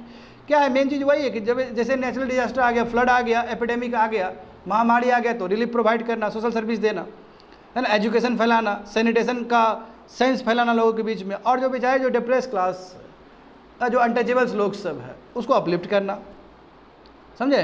Reform criminals and rescue the fallen, यानी कि जो आदमी पकड़ा गया जेल में है उसको रेस्क्यू करना, उसको समझाना कि बाबू अच्छा काम करो, तो इसके लिए काम कर रहे थे। और देखो बच्चे लोग, हृदयनाथ कुंजरू कम मत समझो, ये कॉन्स्टिट्यूएंट असेंबली के मेंबर भी रह चुके हैं भारत के। कॉन्स्टिट्यूएंट असेंबली बना था ना संविधान बनने के लिए, पहला जो कब बैठे थे 1946 को, अगस्त 1946 को बैठा गया था first meeting cabinet mission plan के हिसाब से। उसका जानते हो उस समय सच्चिदानंद सिन्हा को चुना गया था, बाद में राजेंद्र प्रसाद आए, समझ गए ना। तो कॉन्स्टिट्यूएंट असेंबली में जो डिबेट करेंगे उसमें एक मेंबर ये भी होंगे हृदयनाथ कुंजरू भी, इसलिए इनका भी सिग्निफिकेंस बढ़ जाता है। आगे देखो बच्चे लोग, हाँ बिल्कुल, लोखतवाड़ी यूपीएससी का 1 साल का कोई किसी ईयर में ये क्वेश्चन था लोखतवाड़ी के बारे में।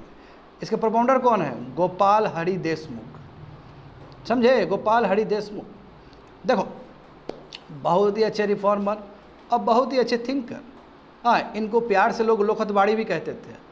हाँ, लोखतवाड़ी एक्चुअली इनका पेपर का नाम था, ये लिखते थे। जैसे जान रहे हो ना, जैसे इंडियन ओपिनियन हुआ, इंडियन स्पेक्टेटर हुआ, इस तरह ये लोखतवाड़ी लिखते थे। जैसे केसरी और मराठी लिखते थे ना बीजी तिलक, तो लोखतवाड़ी इनका नाम था, वो किताब का नाम था।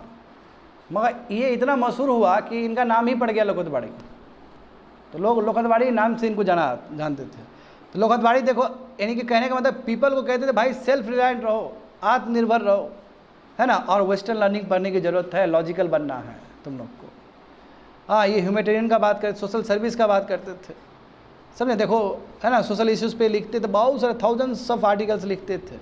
इनका जो ऐसे है वही लोखतवाड़ी, जो इग्नोरेंस सोसाइटी है उसको कैसे ठीक करे उसके लिए, और कैसे जो सेल्फलेसनेस, ये यानी कि जो अपर क्लास है कितना सेल्फिश है, यदि ये लोग चाहेगा तो डिप्रेस क्लास ठीक हो सकता है। तो इस तरह का चीज़ सब ये अपना लोखतवाड़ी ऐसे में लिखते थे और लोगों को ये जागरूक करते थे। समझ गए ना। ये देखो, महिलाओं के एजुकेशन पे भी काम किए, महिलाओं के एम्पावरमेंट के लिए भी इन्होंने काम किया। और देखो, ये आदमी भी कम नहीं है बच्चे लोग। जैसे MG रानडे जज थे ना, बिल्कुल ये भी जज थे, छोटा मोटा आदमी नहीं है, सब बहुत पढ़ा लिखा आदमी सब है। ये जज थे, जज ही नहीं, जो गवर्नर जनरल का जो काउंसिल था 1880 का, समझे। 1880 मतलब क्या हुआ बच्चे लोग, अब उस समय या तो लॉर्ड रिपन है या लिट्टन है, लिट्टन होगा, समझे। लिट्टन के बाद रिपन आया। तो लॉर्ड रिपन का जो काउंसिल था, काउंसिल मतलब कैबिनेट था, उसके एक मेंबर ये भी थे, तो और इम्पोर्टेंस बढ़ जाता है इनका। यदि कोई मेंबर इस लेवल का हो, कोई कॉन्स्टिट्यूएंट असेंबली का मेंबर बन रहा है, बात समझ रहे हो ना, तो उसका रिलेवेंस और बढ़ जाएगा। आया समझ में। हाँ, आगे देखो और क्या क्या हुआ है। देखो, वीकली प्रभाकर लिखते थे, हाँ, अंडर द नेम ऑफ वही लोखतवाड़ी, सोशल रिफॉर्म इश्यूज़ को लिखते थे, एक हफ्ता में लिखते थे, समझे ना, वही जर्नल सब लिखते थे।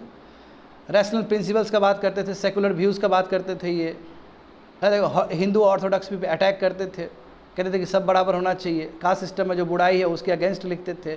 और इन्होंने देखो, ये भी चीज़ लिख लो, इन्होंने हितुचू एक तुम्हारा वीकली मैगजीन है, ये भी लिखना शुरू कर दिया था।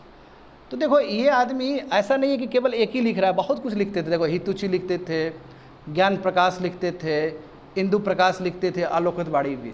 तो कोई पूछ सकता है तुम लोग को कि ज्ञान प्रकाश, इंदु प्रकाश, लोखतवाड़ी और हितुचू किस पर्सनालिटी से रिलेटेड है, तो क्या बोलोगे? गोपाल हरि देशमुख, जो कि जज रहे हैं और 1880 में जब लिट्टन गवर्नर जनरल था तो उसके काउंसिल में मेंबर भी रहे हैं। तो इसलिए गोपाल हरि देशमुख बहुत इंपॉर्टेंट पर्सनालिटी बन जाते हैं स्टूडेंट। आया समझ में। चलो आगे देखो, हाँ, बाल शास्त्री जाम्बेडकर।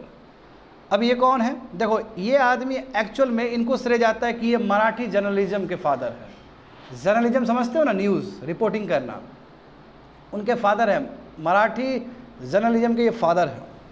देखो, इन्होंने भी क्या किया कि ब्राह्मणिकल ऑर्थोडॉक्सी पे अटैक किया और हिंदुइज्म में रिफॉर्म लाने का बात किया है। दर्पण, दिग्दर्शन और जो नया एक सोसाइटी देख रहे हो, Bombay native general library and native improvement society, इसका श्रेय भी इनको ही जाता है, इन्होंने ही बनाया था। क्या नाम है इनका? बाल शास्त्री जाम्बेडकर। कर लगा है ना, तो महाराष्ट्रीय है, मराठी है ये आदमी। दर्पण देखो, दर्पण न्यूज़पेपर था जो कि 1832 से शुरू हुआ, लोगों को जागरूक करना कि देखो विडो रेमैरिज होना चाहिए, लोगों को साइंटिफिक अप्रोच देने के लिए लिखते थे दर्पण। हाँ, तो पूछ सकता है दर्पण लिखने वाला कौन है, राइटर कौन है दर्पण न्यूज़पेपर लिखने वाला? तो कौन है वो? बाल शास्त्री जाम्बेडकर। समझ में आ रहा है ना। दिग्दर्शन देखो, दिग्दर्शन भी इन्होंने ही शुरू किया था 1840 में, ठीक है। इसमें वही साइंटिफिक सब्जेक्ट्स, हिस्ट्री सबको लेके लिखते थे। कितना विद्वान आदमी है, देख रहे हो ना, सब्जेक्ट का डाइवर्सिटी देखो ना स्टूडेंट। उसके बाद ये सोसाइटी बनाई, ये सोसाइटी का भी दो हिस्सा था, स्टूडेंट लाइब्रेरी सोसाइटी और साइंटिफिक लाइब्रेरी सोसाइटी। समझ में आ गया ना। तो ये कौन है? बाल शास्त्री जाम्बेडकर है। आगे देखो, गोपाल गणेश अगरकर। हाँ, तो देखो इन्होंने क्या लिखना? सुधारक, वेरी इंपॉर्टेंट, सुधारक इन्होंने ही लिखा है। सुधारक का मतलब क्या है कि अनटचेबिलिटी के अगेंस्ट, कास्ट सिस्टम के अगेंस्ट। गोपाल गणेश अगरकर, समझ गए ना। देखो, ये मॉडर्न अप्रोच पे बात करते थे, सेकुलर वैल्यूज़ पे बात करते थे, और ये कहते थे कि ये झुट्टो का जो पास्ट का चीज़ है उस पर जो आदमी हिंदू लोग पूरा एतरा रहा है वो फालतू का, फॉल्स प्राइड नहीं होना चाहिए। कल देखे थे ना हम लोग एनी बेसेंट का जो एक जो बनाया था, तो उसे फॉल्स प्राइडहुड मिला था ना, इस तरह का चीज़ नहीं होना चाहिए, समझे।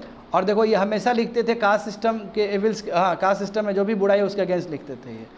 हाँ, ये न्यू इंग्लिश स्कूल जो बना था नीचे, उसके को फाउंडर ये भी शामिल थे उस स्कूल बनाने में। जैसे कल बताए थे ना, हिंदू कॉलेज जो बनाया था तो डेविड हैरे अलॉन्ग विथ राजा राम मोहन रॉय, सही बात है ना। इस तरह जो English school new English school बना था तो उसमें ये भी गोपाल गणेश अगरकर भी उसमें शामिल थे। डेक्कन एजुकेशन सोसाइटी देखो, फर्गूसन कॉलेज देखो, सब में इनका इंपॉर्टेंट रोल है। और फर्स्ट एडिटर थे केसरी का लोकमान्य तिलक। मराठी और केसरी मैगजीन आगे ले गए ना, बहुत फेमस हुए हैं वो अपने मराठी और केसरी पत्रिका के वजह से। वो जो पहला जो एडिटर था, जो एडिटोरियल्स लिखता है, वो यही थे। यानी कि बीजी तिलक का जो किताब जो है केसरी, पहला जो एडिटर थे यही थे, गोपाल गणेश अगरकर थे। ये बहुत इंपॉर्टेंट चीज़ है ये, क्योंकि बीजी तिलक को जो सबसे ज़्यादा जो श्रेय मिला है वो मराठी और केसरी की वजह से ही मिला है। तुम खुद सोचो ना, केसरी का जो पहला एडिटर ये है, तो ये बहुत इंपॉर्टेंट शख्सियत हो जाएंगे फिर, गोपाल गणेश अगरकर। हाँ, बार बार नाम बोलें ताकि याद रहे तुम लोग को।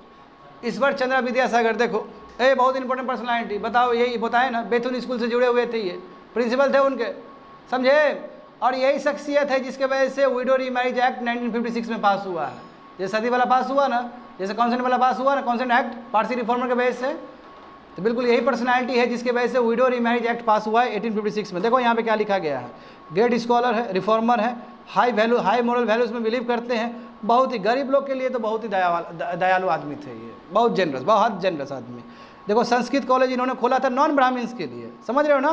Western education thought Sanskrit college में इन्होंने ही डाला है। हाँ देखो, महिलाओं का, बच्चों का, सबका ये बहुत ही सम्मान करते थे और बिल्कुल विडो रीमैरिज के लिए तो लड़े हैं ये, बहुत कुछ किए हैं जी। और इनके हेल्प से ही देखो स्टूडेंट, देखो नीचे लिखा गया ना, he was the secretary of Bethune school, बिल्कुल। तो यही क्वेश्चन था यूपीएससी का कि बेथुन स्कूल से कौन से जुड़े हुए हैं पर्सनैलिटी है। इनफैक्ट सुभाष चंद्र बोस भी बेथुन स्कूल से जुड़े हैं, वहाँ के प्रिंसिपल बने हैं बाद में जाके।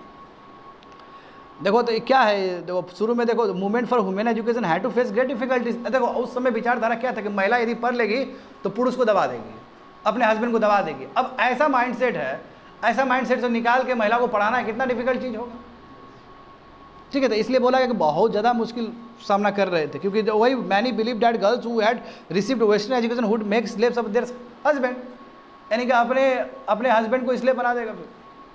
अब ये यदि विचारधारा यदि सोसाइटी में, यदि समझ रहे हो ना, जैसे एक हुआ था ना पिछले साल यूपी में एसडीएम का जो केस हुआ था, क्या मैसेज गया, जो अच्छे हस्बैंड थे जो अपने बीवी को पढ़ा रहे थे, वो भी बोले कि नहीं नहीं, नहीं कहीं वो तुम वो एसडीएम वाला काम कर दोगे, ये आ जाओ घर ही में काम करना, बैड मैसेज आएगा ना।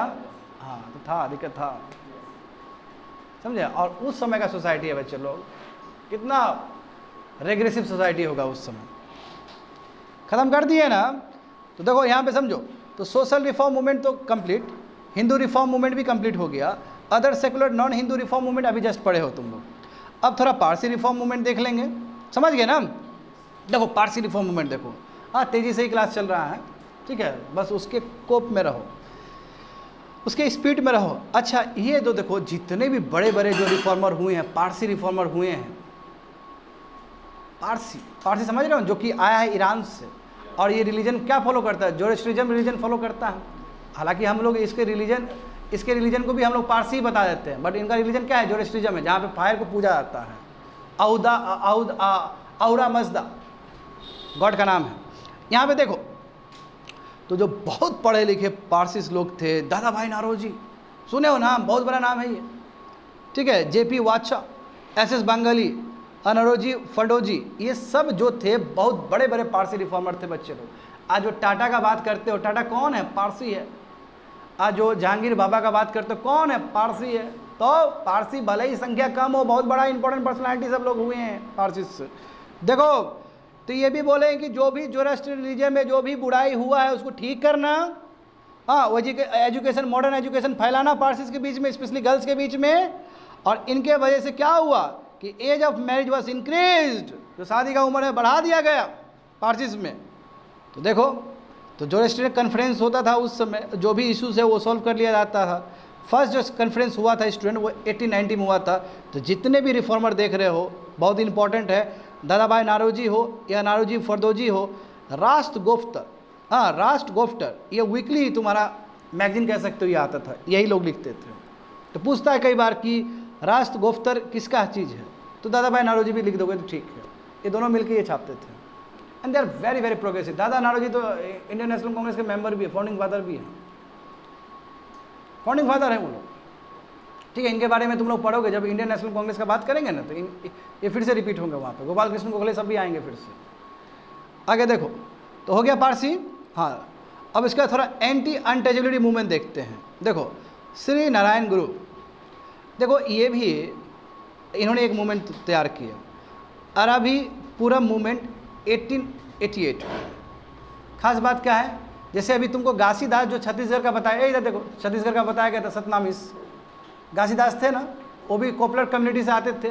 तो सिमिलरली ये भी इचवाक कम्युनिटी से आते थे, लोअर फैमिली है, लो कास्ट का है। अब देखो इन्होंने तो हद कर लिया कि देखे कि यार टेंपल तो एंट्री करना ही नहीं दे रहा है हमको, तो इन्होंने खुद ही भगवान का उद्घाटन कर लिया, शिलान्यास कर लिया अपने हाथ से। समझ गए ना, क्योंकि ये लड़ रहे थे कि क्या ब्राह्मण लोग हम लोग को जाने ही नहीं देता है। देखो सेंट है, सियर है, फिलोसोफर भी है, पॉइंट भी है, सोशल रिफॉर्मर भी है। और जब शिवरात्रि का जो समय था तो उस समय देखो श्री नारायण गुरु उन्होंने क्या किया कि इन्होंने कहा कि यस, शिवा का जो मंदिर है, शिवा का जो टेम्पल है, हम यहाँ कंस्क्रीटेड कर रहे हैं, यानी कि हम खुद वो कर रहे हैं, स्टार्ट कर रहे हैं। जैसे मोदी जी गए थे ना, रामलला का जो मंदिर का वो हुआ था, जो शुरुआत का जो होता है, जो बोलते हैं ना नींव रखना, उसी को कंस्क्रीटेड बोलते हैं, नींव रखना। किसी भी मंदिर का नींव रखा जाता है, पूजा वूजा होता है, ये खुद ही कर लिया। हाँ, प्राण प्रतिष्ठा, एक्चुअली वही वर्ड दिमाग में नहीं आ रहा था। प्राण प्रतिष्ठा इन्होंने कर दिया शिवा का, अरबीपुरम में, नीचे साउथ में, ठीक है। और इसलिए ये जो इवेंट है बहुत ही इंपॉर्टेंट इवेंट है, इसी को बोलते हैं अरबीपुरम प्रतिष्ठा। समझ रहे हो ना बात को? हाँ।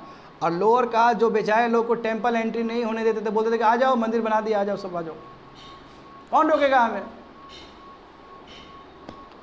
ठीक है। तो देखो यहाँ पे बहुत कुछ लिखा गया है। इनका जो सोच देखोगे तो इनका टेम्पल पे लिखा गया है कि कोई हेट्रेट नहीं होना चाहिए, ब्रदरहुड होना चाहिए, सब अच्छे से जीना चाहिए हम लोग को। हाँ, ये कहते थे अपने फॉलोअर्स को कि ये छोड़ो, ये दारू पिए, ये सब पीना है ना, ड्रिंक नॉट, सब नॉट, ब्रू नॉट। ये कंडेम्ड ऑल, बोलते थे कि एनिमल सेक्रीफाइस नहीं होना चाहिए, और गंदा गंदा गाना सब नहीं गाना चाहिए, ऑप्शन गाना सब नहीं गाना चाहिए, भक्ति में रहना चाहिए लोग को। समझ गए ना? तो ये श्री नारायण गुरु थे। हाँ, नीचे देखोगे बच्चे लोग, हाँ ये भी बहुत इंपॉर्टेंट है। यही श्री नारायण गुरु ने कुछ किया था। देखो ये मूवमेंट चलाया था, श्री नारायण धर्म परिपालना योगम, ये इन्होंने चलाया था। देखो इसमें क्या किया कि डायरेक्ट चुनौती दिए हैं, जितने भी लोग अनटचेबल्स हैं, जिसको एजुकेशन नहीं मिला है, जिसको टेम्पल एंट्री कर, उस समय जानते हो ना टेम्पल एंट्री करना बड़ा मुश्किल था छोटे जात के लोग को, है ना, तो सबको इकट्ठा किए। ये देखो ये इचवा, वही केरल में बोले थे साउथ इंडिया, ये केरल में एपिसोड हुआ है। तो श्री नारायण गुरु कहते थे कि और सब रिलीजन बराबर है, समझे ना, सब लोग यहाँ पे आ सकते हैं, हम हमारे बात सुन सकते हैं। इतना ही नहीं स्टूडेंट, ये जो योगम बना है, योगम मतलब वही श्री नारायण धर्म परिपालना योगम जो बना है, इसमें क्या है, right of admission to public. बताओ, स्कूल खोला जा रहा है, गवर्नमेंट सर्विस के लिए रिक्रूटमेंट होना चाहिए, ऐसा इश्यूज उठाया जा रहा है। टेम्पल में एंट्री होना चाहिए लोगों का, रोड में कोई भी चल सकता है, पॉलिटिकल रिप्रेजेंटेशन होना चाहिए इचवा कम्युनिटी के लिए। तो अपने कम्युनिटी के लिए लड़ रहे थे, जैसे बाबा अम्बेडकर लड़े ना, उस तरह ये भी इचवा कम्युनिटी के लिए लड़ रहे थे श्री नारायण गुरु। समझ गए ना? हाँ, तो इनका बहुत बड़ा रोल है स्टूडेंट। आगे देखो, जस्टिस पार्टी मूवमेंट। अब मैं थोड़ा रुक रहा हूँ। ये जस्टिस पार्टी ही है जिसने तमिलनाडु बच्चे लोग, तमिलनाडु का अभी देखते हो ना, DMK IADMK देखते हो ना, उसका जो नींव है जस्टिस पार्टी ने रखा है। बात समझे? जस्टिस पार्टी देखो ब्राह्मण के अगेंस्ट लड़ाई में, ब्राह्मण दबा के रख दिया ना, लड़ेगा ही उसके लिए। देखो इसमें क्या है कि ये जो जस्टिस पार्टी है, कौन ये इसको आगे ले गए, CN मुडेलियर, TM Nair and P Tyagaraja. तो ये जो P त्यागराजा है, TM नायर है और CN मुडेलियर है, ये काम किए हैं इस जस्टिस पार्टी मूवमेंट में, ठीक है। देखो मद्रास लिखा गया ना स्टूडेंट। देखो तो इसमें जितने भी नॉन ब्राह्मण्स हैं, ये लोग कहते थे कि देखो नॉन ब्राह्मण्स के लिए, ब्राह्मण्स तो पूरा दबा कर रख दिया है लेजिस्लेचर में, मतलब वही लोग रिप्रेजेंट हो रहे हैं, नॉन ब्राह्मण्स भी होना चाहिए, यानी कह सकते हो कि ब्राह्मण्स के विरोध में मूवमेंट चल रहा था, समझे। और देखो वहाँ पे साउथ इंडिया लिबरल फेडरेशन भी बना, जिसको बाद में जाके हम लोग कहते हैं जस्टिस पार्टी। ये जस्टिस पार्टी नॉन ब्राह्मण मैनिफेस्टो है, यानी कि नॉन ब्राह्मण्स को भी गवर्नमेंट जॉब मिलना चाहिए, रिजर्वेशन मिलना चाहिए। और हाँ, इसी ने न्यूज़पेपर लॉन्च करना शुरू कर दिया जिसका नाम है जस्टिस, और बाद में यही पार्टी क्या हो गया, जस्टिस पार्टी हो गया। कहीं ना कहीं इसी ने नींव रख दिया। और अभी जो देखते हो DMK AIDMK है ना तमिलनाडु में पार्टी, बिल्कुल यहीं से शुरू हुआ है। हाँ, मगर ये अलग बात है कि ब्रिटिश ने इस पार्टी को, देखो हमेशा ब्रिटिश वही काम करेगा। इंडियन नेशनल कांग्रेस को यदि तोड़ना है, इंडियन नेशनल कांग्रेस को वीक बनाना है, तो ऐसा संस्था को पकड़ेगा जिसका विचारधारा ठीक इंडियन नेशनल कांग्रेस के विरोध में हो। तो ब्रिटिश ने इस पार्टी को, जस्टिस पार्टी को यूज़ किया था उसको काउंटर करने के लिए, इंडियन नेशनल कांग्रेस को काउंटर करने के लिए। बात समझे ना। हाँ, अब इसके बाद देखो पेरियार आएंगे। हाँ, बहुत इंपॉर्टेंट है। EV रामास्वामी नायकर, देखो ये जस्टिस पार्टीज हो या पेरियार का हो, सब एक दूसरे से रिलेटेड है स्टूडेंट। ये देखो इनको प्यार से पेरियार कहता है। ये पेरियार रिवर है कि नहीं है केरला में, बिल्कुल इनके नाम से ही पड़ा है ये, इनको प्यार से पेरियार कहा जाता था।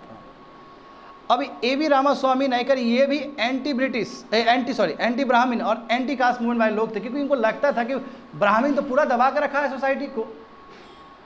और ये नॉन कोऑपरेशन मूवमेंट जो कि 1921 में हुआ था, गांधी जी नेतृत्व कर रहे थे, वो गया था पार्टिसिपेट करने के लिए आदमी, ठीक है, जिसको पेरियार भी बोल रहे हैं। मैं ये खुश नहीं थे, ये बोलते थे कि ऐसे में तो हो जाएगा, ब्राह्मण लोग हो जाएगा, ये इंडियन नेशनल कांग्रेस में ब्राह्मण ही बैठा हुआ ज़्यादा, सब लैंडलॉर्ड है। तो ये गए वहाँ से पार्टिसिपेट किए NCP में, नेशनल कोऑपरेशन मूवमेंट में।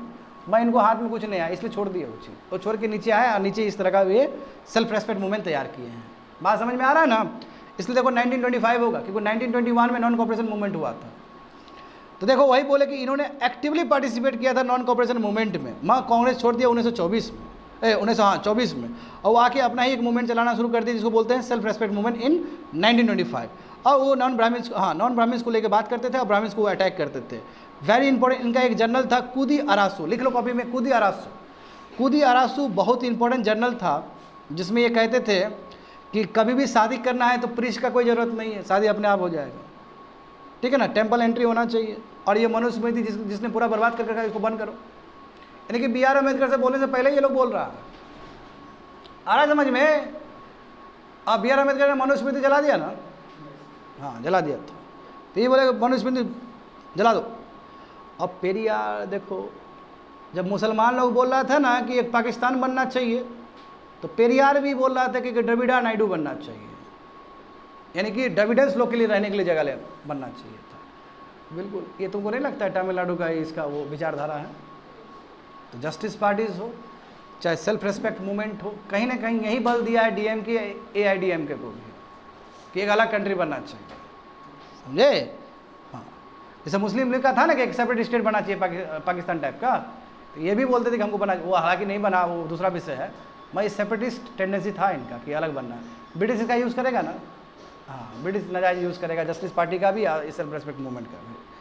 देखो अच्छा, हाँ यहाँ पे देखो टेम्पल एंट्री मूवमेंट केरला में हुआ, जानते हो केरल में हिंदू लोग बहुत है। 1924 में और 1931 में, बच्चे लोग समझते जाओ, बहुत इंपॉर्टेंट ये कॉन्सेप्ट है। TK माधवन बहुत इंपॉर्टेंट सोशल रिफॉर्मर, हाँ जो एडिटर भी है तुम्हारा देशाभिमानी का, इन्होंने टेम्पल एंट्री मूवमेंट को अपना इश्यूज़ बना लिया, समझे। मगर कि हाँ टेम्पल एंट्री करके रहेंगे, मगर उस समय नहीं हो पाया। बाद में क्या हुआ कि वैकम सत्याग्रह। अब वैकम जानते हो कि वही ट्रेवनकोर में आता है। ट्रेवनकोर का प्लेस याद है ना तुम लोग को, इस तरफ नीचे वाला मालाबार कोस्ट का नीचे वाला जो है, वहाँ पे एजिटेशन हुआ, सब लोग आए, जिसको दिया नहीं जा रहा था टेम्पल में एंट्री करने के, सब लोग आए, बोले चलो टेम्पल साथ में चलते हैं। तो वैकम सत्याग्रह बहुत इंपॉर्टेंट चीज़ है हिस्ट्री के लिए, जहाँ पे सब लोग रूल्स तोड़ के टेम्पल एंट्री किए हैं। देखो यहाँ पे वही लिखा है, वैकम सत्याग्रह हुआ, KP केसावा, हाँ डिमांड की गई खोलो हिंदू टेम्पल सब, हम लोग जाएंगे अंदर, अनटचेबल क्या है, सब जाएगा घूमने के लिए। हाँ उस समय गांधी जी भी आए थे इस मूवमेंट को सपोर्ट करने के लिए, इसलिए ये मूवमेंट और फेमस हो गया। जब गांधी जी का कहीं पे आशीर्वाद मिल जाएगा, गांधी जी का कहीं प्रेजेंस मिल जाएगा, वो मूवमेंट अपने आप में बड़ा हो जाएगा। गांधी जी क्या है, बड़े लीडर है, गांधी जी कहीं पे भी जाके बड़ा हो जाएगा वो इवेंट। तो गांधी जी भी आए थे, ठीक तो है, अनटचेबल को, हरिजन को मिलना चाहिए टेम्पल एंट्री।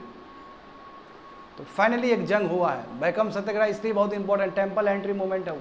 आया समझ में। 1931 सिविल डिसोबीडियंस मूवमेंट सस्पेंड हो चुका है। ये पढ़ोगे हिस्ट्री में, इंडियन नेशनल कांग्रेस का बहुत कुछ होता है, CDM हुआ, NCM हुआ, क्विट इंडिया मूवमेंट हुआ, दुनिया भर का चीज़ हुआ। अब फाइनली जाके देखो कैबिनेट क्रिप्स मिशन आया, फिर कैबिनेट मिशन हुआ, उसके बाद भारत आज़ाद हुआ 1947 में। बहुत कुछ हुआ है बाबू, गंगा जमुना बहुत बहा है बीच में। अब यहाँ पे समझो कि जब सिविल डिसोबीडियंस मूवमेंट जब सस्पेंड हुआ, कैसे सस्पेंड हुआ था? RTC हुआ, राउंड टेबल कॉन्फ्रेंस हुआ था। राउंड टेबल कॉन्फ्रेंस में भिड़ गए थे ना BR अम्बेडकर और गांधी जी के बीच में, भिड़ंत हो गया था। थर्ड राउंड टेबल कॉन्फ्रेंस में ये डिसाइड हुआ कि डिप्रेस क्लास को भी हम देंगे, डिप्रेस क्लास को सेपरेट इलेक्टोरेट देंगे। इसलिए गांधी जी खुश नहीं थे कि यार गांधी जी को लग रहा था कि ये डिप्रेस क्लास तो टूट जाएगा, हिंदू से निकल जाएगा, ऐसे में उसको सेपरेट पॉलिटिकल इलेक्टोरेट दोगे तो। बाद में पूना पैक्ट हुआ, राजेंद्र प्रसाद आए, मदन मोहन मालवीय आए, बोले कि ये दोनों मिल जाओ, बात खत्म करो। तो पूना पैक्ट हुआ, फिर गांधी जी और BR अम्बेडकर साथ में आ गए। ये हिस्ट्री है। मगर ये बाबू लॉर्ड इरविन और गांधी जी का पैक्ट हुआ था, याद है? लॉलीपॉप दिया, बोला कि चलो आओ लंदन तुमको घुमाते हैं, और वहाँ पे कोई बात ही नहीं हुआ। इंडिया आया, इंडिया में पुलिस पकड़ के ले गया गांधी जी को। तो गांधी जी जो सोचे थे कि लॉर्ड इरविन जो लंदन में बुलाएगा, राउंड टेबल कॉन्फ्रेंस करेगा और हमारे हक में बात निकलेगा, ऐसा कुछ नहीं हुआ। अच्छा खासा CDM चल रहा था, CDM बंद करके वहाँ गए, फिर वहाँ से आए, गिरफ्तार हो गए, जेल में चले गए। और फिर जैसे जेल से निकले अनशन में बैठ गए कि ये BR अम्बेडकर करके आ रहा है यार। फिर BR अम्बेडकर को समझाने गया कि मर जाएगा तो तुम्हारे ऊपर लग जाएगा इल्ज़ाम, कुछ करो यार। तो फिर राजेंद्र प्रसाद बहुत सॉफ्ट आदमी थे, बोले ठीक है, बूढ़ा का बात मान लेते हैं। आया, दोनों बोला है पानी पिला के उसको अनशन से निकालो यार। ये सब हिस्ट्री में हुआ। अब ये सुन लेगा मेरा कोई बात, समझ लो ना, वो हमको BNS के हिसाब से, भारतीय न्याय संहिता के हिसाब से डाल देगा अंदर। देखो मैं जो हुआ है हिस्ट्री में वही बता रहे हैं तुम लोग को, समझे ना? अभी जब तुम लोग को बोल रहे हैं ना, तो मेरा पूरा फ्लैश हो रहा है, कैसे BR अम्बेडकर के पास गांधी जी कैसे बैठे हुए हैं, कैसे BR अम्बेडकर जा रहे हैं, कैसे राजेंद्र प्रसाद उसके घर में जाके समझाए थे, सभी चीज़। अब देखो क्या हुआ, जब सिविल डिसोबीडियंस मूवमेंट सस्पेंड हो गया, तो देखो ये टेम्पल एंट्री मूवमेंट फिर से शुरू हुआ है केरला में 1931 में। उस समय देखो के केलापन थे, जो कि CDM में भी एसोसिएटेड थे, और सॉल्ट सत्याग्रह में भी, और वहाँ के एक पॉइंट भी थे। तो देखो इन्होंने बहुत काम किया कि बहुत सारा वॉलंटियर को लेकर आया, बोले कि टेम्पल एंट्री करना है। 1936 में देखा कि कुछ ज़्यादा ही टेम्पल एंट्री हो रहा है, तो वहाँ के जो महाराजा है त्रवणकोर के, उन्होंने कहा कि सब टेम्पल हम फ्री कर दे रहे हैं, जाओ घुसो, कोई दिक्कत नहीं है, क्योंकि टू मच हो गया ना। अब बताओ, शुरू में 1924 में हुआ, उसके बाद बीच में बहुत सारा हुआ होगा, 1931 के बाद भी बहुत कुछ हुआ। तो उसके बाद जो वहाँ के जो महाराजा थे त्रवणकोर के, उन्होंने पूरा ओपन कर दिया कि सभी हिंदू आ सकते हैं टेम्पल में, कोई रिस्ट्रिक्शन नहीं है, ऑल कम। अच्छी बात ना है ये, एकदम पूरा, क्योंकि टेम्पल के लिए लोग लड़ रहे हैं, सोच रहे हो ना। सोसाइटी रिफॉर्म आने का बात का विषय है, मतलब टेम्पल तक जाने नहीं दे रहा लोग को, इतना बुरा स्थिति। हाँ, इस तरह का स्टेप C राजागोपालाचारी ने भी लिया था अपने मद्रास रीजन में। C राजागोपालाचारी बहुत बड़ा नाम है, स्टूडेंट पढ़ोगे तुम लोग आने वाले समय में, ठीक है, मद्रास के बहुत बड़ा नाम है इनका। अब यहाँ पे देखो सम मूवमेंट्स इन कर्नाटका, देखो वोगालीगा संघा हुआ था, ये तुम्हारा कब? एंटी ब्राह्मण मूवमेंट था 1905 में, वो मैसूर में हुआ है। दूसरा देखो प्रजा मित्रा मंडली, हाँ ये भी एंटी ब्राह्मण प्लेटफॉर्म ही था, KC रेड्डी ने तैयार किया था। लिंगायत एजुकेशन फंड एसोसिएशन, जानते हो पक्का ये मैसूर से रिलेटेड होगा, समझ गए ना? हाँ, तो कर्नाटका लिंगायत एजुकेशन सोसाइटी 1916 में बना था, उसमें जो पढ़े लिखे यूथ लोग थे वो किए थे, समझे? और उस समय वो बॉम्बे प्रेसिडेंसी का हिस्सा हुआ करता था, क्योंकि बॉम्बे बहुत नज़दीक है, महाराष्ट्र बहुत नज़दीक है ना कर्नाटका का, तो उस समय ये हुआ था। ये कुछ मूवमेंट कर्नाटका में जो हुआ था, इससे पहले केरला का बताया, ये कर्नाटका का है, समझ गए स्टूडेंट? तो कंप्लीट हो गया है, पारसी कंप्लीट हो चुका है, एंटी अनटचेबिलिटी मूवमेंट्स कंप्लीट कर चुके हैं। अब बात करेंगे हम लोग सिख का। देखो सिख का भी अपना ही प्रॉब्लम चल रहा है, सिख का अपना ही प्रॉब्लम चल रहा है। सिख का जो महंत लोग है, प्रीस्ट लोग है, वो पूरा कब्जा कर रखा है पावर को, और जो भी ऑफरिंग दे रहा है, जैसे होता है ना कि मंदिर में जो प्रीस्ट बैठा है, जो भी बाहर से आ रहा है, सब वो बोला कि मेरा ही तो है, मेरा ही तो है, मेरा ही तो है, सब ले रहा है बैठ के। दिमाग खराब हुआ ये लोग का, तो होगा यहाँ पे भी। अकाली दल सुने हो ना, अकाली दल जो मूवमेंट सब हुआ है, सब इसी रीजन से, जो महंत लोग सब थे, जो करप्ट लोग थे, उसके वजह से हुआ है। देखो बच्चे लोग, निरंकारी मूवमेंट पहले देखते हैं, 1840 में स्टार्ट हुआ। बाबा दयाल दास ये बोलते थे कि खुदा एक ही है, वो निरंकार है, फॉर्मलेस खुदा है, उसको देख नहीं सकते हो आप, बात समझे? बोलते थे कि ये आइडल वर्शिप बेकार का चीज़ है, ठीक है, सुप्रीमेसी ऑफ ब्राह्मण प्रीस्ट ये बेकार का चीज़ है, आइडल्ट्री ये आइडल वर्शिप होना ही नहीं चाहिए। और ये कहते थे खुदा एक है, फॉर्मलेस, यानी कि निरंकार है। निरंकार का मतलब साकार या निरंकार, निरंकार मतलब जिसका सेव ना हो, समझ गए ना? हाँ, बोलते थे कि शब्द फॉलो किया करो, गुरु का प्रीचिंग, गुरु जो बोलते हैं वो फॉलो किया करो, बैड हैबिट्स खत्म किया करो, समझे? और सही तरीका होना चाहिए कमाने का, ईटिंग मीट, ड्रिंकिंग लिक्वर, झूठ बोलना, चीटिंग करना, ये सब बेकार का चीज़ें खत्म करो। अच्छा कॉन्सेप्ट। हाँ, गुरु नानक भी तो यही शिक्षा दिए हैं, गुरु नानक भी यही शिक्षा दी है ना स्टूडेंट। आगे देखो बालक सिंह। अब बात समझो, ऊपर क्या देख रहे थे हम लोग, निरंकारी मूवमेंट।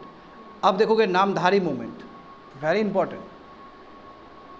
इट वाज, ये जो नामधारी मूवमेंट देख रहे हो ना, ये कुका मूवमेंट का ही एक हिस्सा है, उसका एक ब्रांच है, मैं बताऊंगा थोड़ी देर में, जो कि बालक सिंह फॉर्म किए थे। देखो बालक सिंह के फॉलोअर्स कहते थे कि बालक सिंह और कोई नहीं, गुरु गोविंद सिंह का ही इनकारनेशन है, बर्थ है, नए जीवन में आए हैं ये। मतलब इतना ज़्यादा इनका फॉलोअर्स इतना पूछते थे इनको। हाँ, ये भी कोई रिलीजियस रिचुअल में बिलीव नहीं करते थे, जो बात है। और इनके जो सक्सेसर है राम सिंह, वो आके नामधारी मूवमेंट को और आगे बढ़ा दिए। तो नामधारी का मतलब क्या होता है, नामधारी जो लोग हैं वो कहते हैं कि yes we are the members of Khalsa, वही शक्ति और भक्ति। तो ये देखो कुका मूवमेंट क्या है, बहुत ही खतरनाक मूवमेंट हुआ था। और यही कुका मूवमेंट से फिर अकाली मूवमेंट भी स्टार्ट हुआ। अभी देखो, अभी समझ में आ जाएगा तुम लोग को, पर देखते जाओ, आएगा कॉन्सेप्ट आएगा। हाँ, सिंह सभा देखते हैं अमृतसर का 1873 का, ठाकुर सिंह संधवालिया और ज्ञानी ज्ञान सिंह। देखो ये दोनों जो शख्सियत थे, ये कहते थे कि यार बहुत कुछ सिख में ना बहुत इम्प्योरिटी आ गया, ये नामधारी है ना, ये सब, और ब्रिटिश का इन्फ्लुएंस, इसकी वजह से जो सिख धर्म है वो पूरी तरीके से बर्बाद हो गया है, खराब चीज़ आ गया उसके अंदर। पूरा सिख धर्म को पहले ऐसा बनाना है, तो इसलिए ये सिंह सभा बना है, प्योर करना है सिखिज़म को। वही बोले कि नामधारी एक्टिविटी के वजह से, सनातन धर्मी, वही सनातन धर्म के लोग सब के वजह से, आर्य समाज के वजह से, क्रिश्चियन कन्वर्जन के वजह से, जो सिख रिलीजन का जो मेन चीज़ है वही ख़त्म हो गया। तो इसलिए क्या करना था, इनको प्रिस्टिन फॉर्म में सिखिज़म को लौटाना था, समझे। हाँ, ये कहते थे कि देखो क्या, to publish historical religious books और पीरियडिकल्स, यानी कि जो रियल में जो सिख का आदि ग्रंथ है, गुरु नानक क्या बोले, गुरु गोविंद सिंह क्या बोले, जो रियल चीज़ है उसको पब्लिश करना, ताकि लोगों को लगे कि जो समय के साथ जो मिलावटी आया वो गलत हुआ है। प्रिस्टिन फॉर्म में सिख को पूजा जाना चाहिए, सिख एज अ रिलीजन को फॉलो किया जाना चाहिए।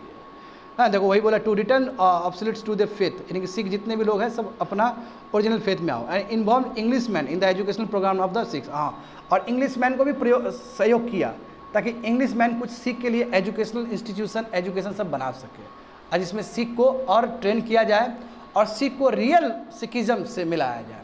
समझ गए ना। हाँ, ठाकुर सिंह संधवालिया और ज्ञानी ज्ञान सिंह। तो टू स्ट्रेंथन सिखिज़म एक छोटे ग्रुप बना है, उसी को बोलते हैं सिंह सभा 1873 में। अब देखो बच्चे लोग, जो अभी तुम लोग को बोले थे कि महंत वाला जो केस, ये देखो बहुत इंपॉर्टेंट चीज़ है, ये अभी भी चलता है। देखो 1920 से पहले क्या स्थिति था श्री गुरुद्वारा का, सिख जो गुरुद्वारा से, जैसे गोल्डन टेम्पल देखते हो ना अमृतसर में, है कि नहीं है, तो वहाँ पे उदासी सिख महंत थे, सिंपल महंत कह सकते हो, वन टाइप ऑफ महंत मतलब प्रीस्ट लोग। ये लोग क्या करते थे कि जो भी ऑफरिंग आया गुरुद्वारा में, इन लोगों को लगता था कि मेरा पर्सनल है, जो भी इनकम कमाई हुआ गुरुद्वारा में, इन लोगों को लगता है मेरा अपना इनकम है। तो देखो अब ब्रिटिश गवर्नमेंट इसको सपोर्ट किया, क्योंकि ब्रिटिश गवर्नमेंट हर समय चाहेगा, और सिख तो जानते हो ना मिलिट्री ग्रुप है, सिख तो कभी भी खालसा में कन्वर्ट हो सकता है, कभी भी मार सकता है ब्रिटिश को। तो सिख ने क्या किया, ये महंत को यूज़ किया, अब महंत खूब ब्रिटिश को हेल्प कर रहा है। देखो वही बोला कि ब्रिटिश गवर्नमेंट ने इस महंत को यूज़ किया, ताकि जो सिख के अंदर जो नेशनलिज्म का जो बीज उग रहा था उसको न्यूट्रलाइज करने के लिए। हद तो तब हो गया स्टूडेंट, जो जनरल डायर के फैसला के वजह से जो जलियांवाला मासाकर हुआ ना, जलियांवाला मासाकर कितना बड़ा हुआ था, जनरल डायर के आदेश की वजह से हुआ ना जी, पता, उसको अप्रिशिएट कर दिया इस महंत ने, कितना बड़ा बात हो गया होगा सोचो, जिसमें सिख भाई बहन मरे इतने ज़्यादा, और उस चीज़ को इसने अप्रिशिएट कर दिया महंत लोग ने। हद हो गया ना, गुस्सा होगा ना लोग में, कि बहुत सारे लोग मारे गए। देखो वही चीज़ है कि जो प्रिस्ट गोल्डन टेम्पल का, उसने हुक्मनामा जारी कर दिया, बोला कि जितने भी गदराइट्स है, मैं बताऊंगा, गदर पार्टी से बताऊंगा हिस्ट्री में तुम लोग को, जितने भी गदराइट्स है उसके अगेंस्ट जो भी डिसीजन लिया वो सही तो किया है। और जनरल डायर को, जनरल डायर जिसने आदेश दिया था उसको इसने क्या ऑनर कर दिया, बताओ, सम्मान दे दिया उसने। तो ये किस लेवल पे बात पहुंच गया होगा वहाँ पे। एक महंत लोग, एक प्रीस्ट लोग यदि इस तरह का काम करे तो क्या मैसेज जाएगा सोसाइटी में। माथा खराब हुआ, गुरुद्वारा रिफॉर्म मूवमेंट शुरू हो गया। इसमें यह था कि ये किसी तरह इस महंत को निकालो वहाँ से, समझो, और सिख का जो रिप्रेजेंटेटिव होना चाहिए, यानी कि गुरुद्वारा जो चलना चाहिए वो रिप्रेजेंटेटिव चलना चाहिए। बाद में ब्रिटिश बहुत प्रेशर में आया, अब ब्रिटिश ने किया, सबको हटाया, और बाद में देखो एक कमेटी बनाया, उसी कमेटी को बोलते हैं शिरोमणि गुरुद्वारा प्रबंधक कमेटी, और ये कमेटी अभी भी एक्टिव है। तो ये 1920 में जो एक्टिव बना था ये क्या है, शिरोमणि गुरुद्वारा प्रबंधक कमेटी 1920 में ब्रिटिश के द्वारा बनाया गया था। ये महंत सबको हटा के ये जो कमेटी, अभी भी यही कमेटी चलता है, यानी कि गुरुद्वारा में जो भी पैसा आते हैं, जो भी लंगर लगता है ना बच्चे लोग, सब यही कमेटी करता है। और बाद में वही जो आदमी लोग, जो एजिटेटर लोग थे, जिसने इस तरह का काम किया है, वही देखो, under growing pressure of nationalist and gurdwara agitators the gurdwara came under the control of elected committee known as the Shiromani Gurdwara Prabandhak committee इन नवंबर 1920। अब ये जो निकले हैं लोग सब, जो एजिटेटर लोग थे, जो रेडिकल लोग थे कि ये महंत को हटा देना चाहिए, वही आदमी बाद में जाके अकाली मूवमेंट शुरू कर दिया। वही अकाली मूवमेंट बाबू जिसने नाको दम कर दिया था, इंदिरा गांधी ने ऑपरेशन ब्लू स्टार चला के उसको ख़त्म किया था। और पिछले साल जानते हो ना, कोई निकल के आ गया था, वो जीता भी इस बार इलेक्शन पंजाब में। हाँ, कनाडा का सपोर्ट है ना खालिस्तान को, याद है ना तुम लोग को? बिल्कुल। अकाली जो जन्म हुआ है अकाली दल का, या अकाली मूवमेंट का, अकाली दल बोलना गलत बात होगा, अकाली मूवमेंट का जो जन्म हुआ है, यही एजिटेटर लोग थे। समझ में आ रहा है तुम लोग को ना? हाँ, ये अकाली जो मूवमेंट हुआ, इसने पूरा पंजाब का सूरत ही चेंज कर दिया। ऑपरेशन ब्लू स्टार जो हुआ इंदिरा गांधी के द्वारा, समझते हो ना उस समय कितने लोग मारे गए? उसमें खालिस्तान बनने वाला था, स्थिति बहुत ख़राब था। वो तो थैंक्स, ये क्रेडिट उनको जाता है, इंदिरा गांधी को जाता है, किस तरह बचा दिए। समझ गए स्टूडेंट? हाँ, तो देखो हो गया ना ये सिख मूवमेंट। अब थोड़ा इस्लामिक मूवमेंट भी देखेंगे। जैसे देखो सेम यहाँ पे बात वही होगा, इस्लाम का भी रिवाइवलिस्ट होगा और रिफॉर्मिस्ट होगा। जो शुरुआत में बात करेंगे वो हम लोग रिवाइवलिस्ट का बात करेंगे, यानी कि ऑल टुगेदर क्या होना चाहिए, इस्लाम का ही चीज़ होना चाहिए, बाहर का वेस्टर्न एजुकेशन नहीं होना चाहिए। यही होता है रिवाइवलिस्ट। और रिफॉर्मिस्ट क्या है कि बाहर का वेस्टर्न एजुकेशन भी होना चाहिए। तो देखो इस्लामिक रिफॉर्म मूवमेंट, हाँ इस्लामिक रिफॉर्म मूवमेंट देखो, वहाबी मूवमेंट कह सकते हो या वलीउल्लाह मूवमेंट भी कह सकते हो। शाह वलीउल्लाह जो थे उन्होंने ये मूवमेंट को चलाया था, और फिर उनके मरने के बाद उनके जो बेटे हैं उन्होंने चलाया। देखो ये समझो स्टूडेंट, ये मूवमेंट किस लिए था? ये इस्लामिक रिफॉर्म मूवमेंट ये रिवाइवलिस्ट मूवमेंट है, यानी कि इस्लाम को फिर से, जो इस्लाम इम्प्योर हो गया उसको प्योर करना, हाँ ट्रू स्पिरिट ऑफ इस्लाम पे काम करना। इसमें देखो बाद में शाह अब्दुल अजीज़ जुड़े एंड सैयद अहमद बरेलवी, बहुत इंपॉर्टेंट पर्सनालिटी है, ये भी इसी ऑर्गेनाइजेशन से जुड़े हुए थे, सैयद अहमद बरेलवी। मैं देखो 1830s में मूवमेंट बहुत एक्टिव था, मगर 1857 में जब रिवोल्ट ऑफ 1857 हुआ, जानते हो ना, बहुत बड़ा फर्स्ट वॉर ऑफ इंडिपेंडेंस जब हुआ था, तो ब्रिटिश को लगा कि भाई अच्छा ये हालत है, तो ब्रिटिश जो भी करेगा इसको काउंटर करने का प्रयास करेगा। और इनफैक्ट जानते हो कि 1857 का रिवोल्ट में कौन हिंदू कौन मुस्लिम सब साथ में आए थे लड़ने के लिए। तो 1857 के रिवोल्ट के टाइम में देखो ये जिहाद कर रहा था ब्रिटिश के अगेंस्ट। अब जिहाद देखो, अभी लोग नेगेटिव लेते हैं ना जिहाद को, बोलते हैं ना कि जिहाद बहुत ख़राब चीज़ है।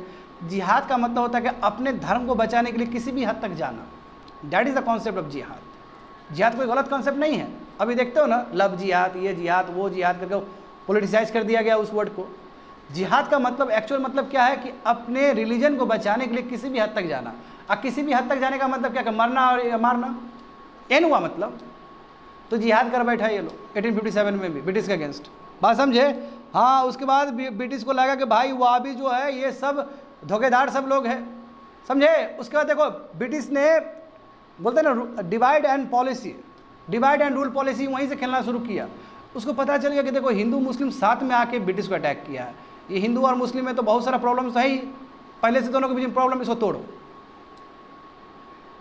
तो सबसे पहले 1857 का रिवोल्ट होने के बाद सबसे पहले ये लोग को पकड़ के मारा है, और उसी के लिए सेडिशन एक्ट भी लेके आया था। सेडिशन एक्ट याद है?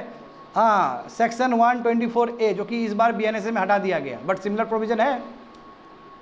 भारतीय न्याय संहिता में हटा दिया गया ना सेडिशन एक्ट को, जो तुम्हारा IPC का था। तो IPC का जो धारा लाया गया था इन्हीं लोगों को मारने के लिए लाया गया था। देखो IPC 1870 में, बात समझ में आ रहा है ना? हाँ, IPC से जो सबसे पहले जो हमारे जो लीडर फंसे थे वो BG तिलक थे, मगर IPC के धारा को यूज़ करके ये लोग को बहुत ज़्यादा ही मारा गया।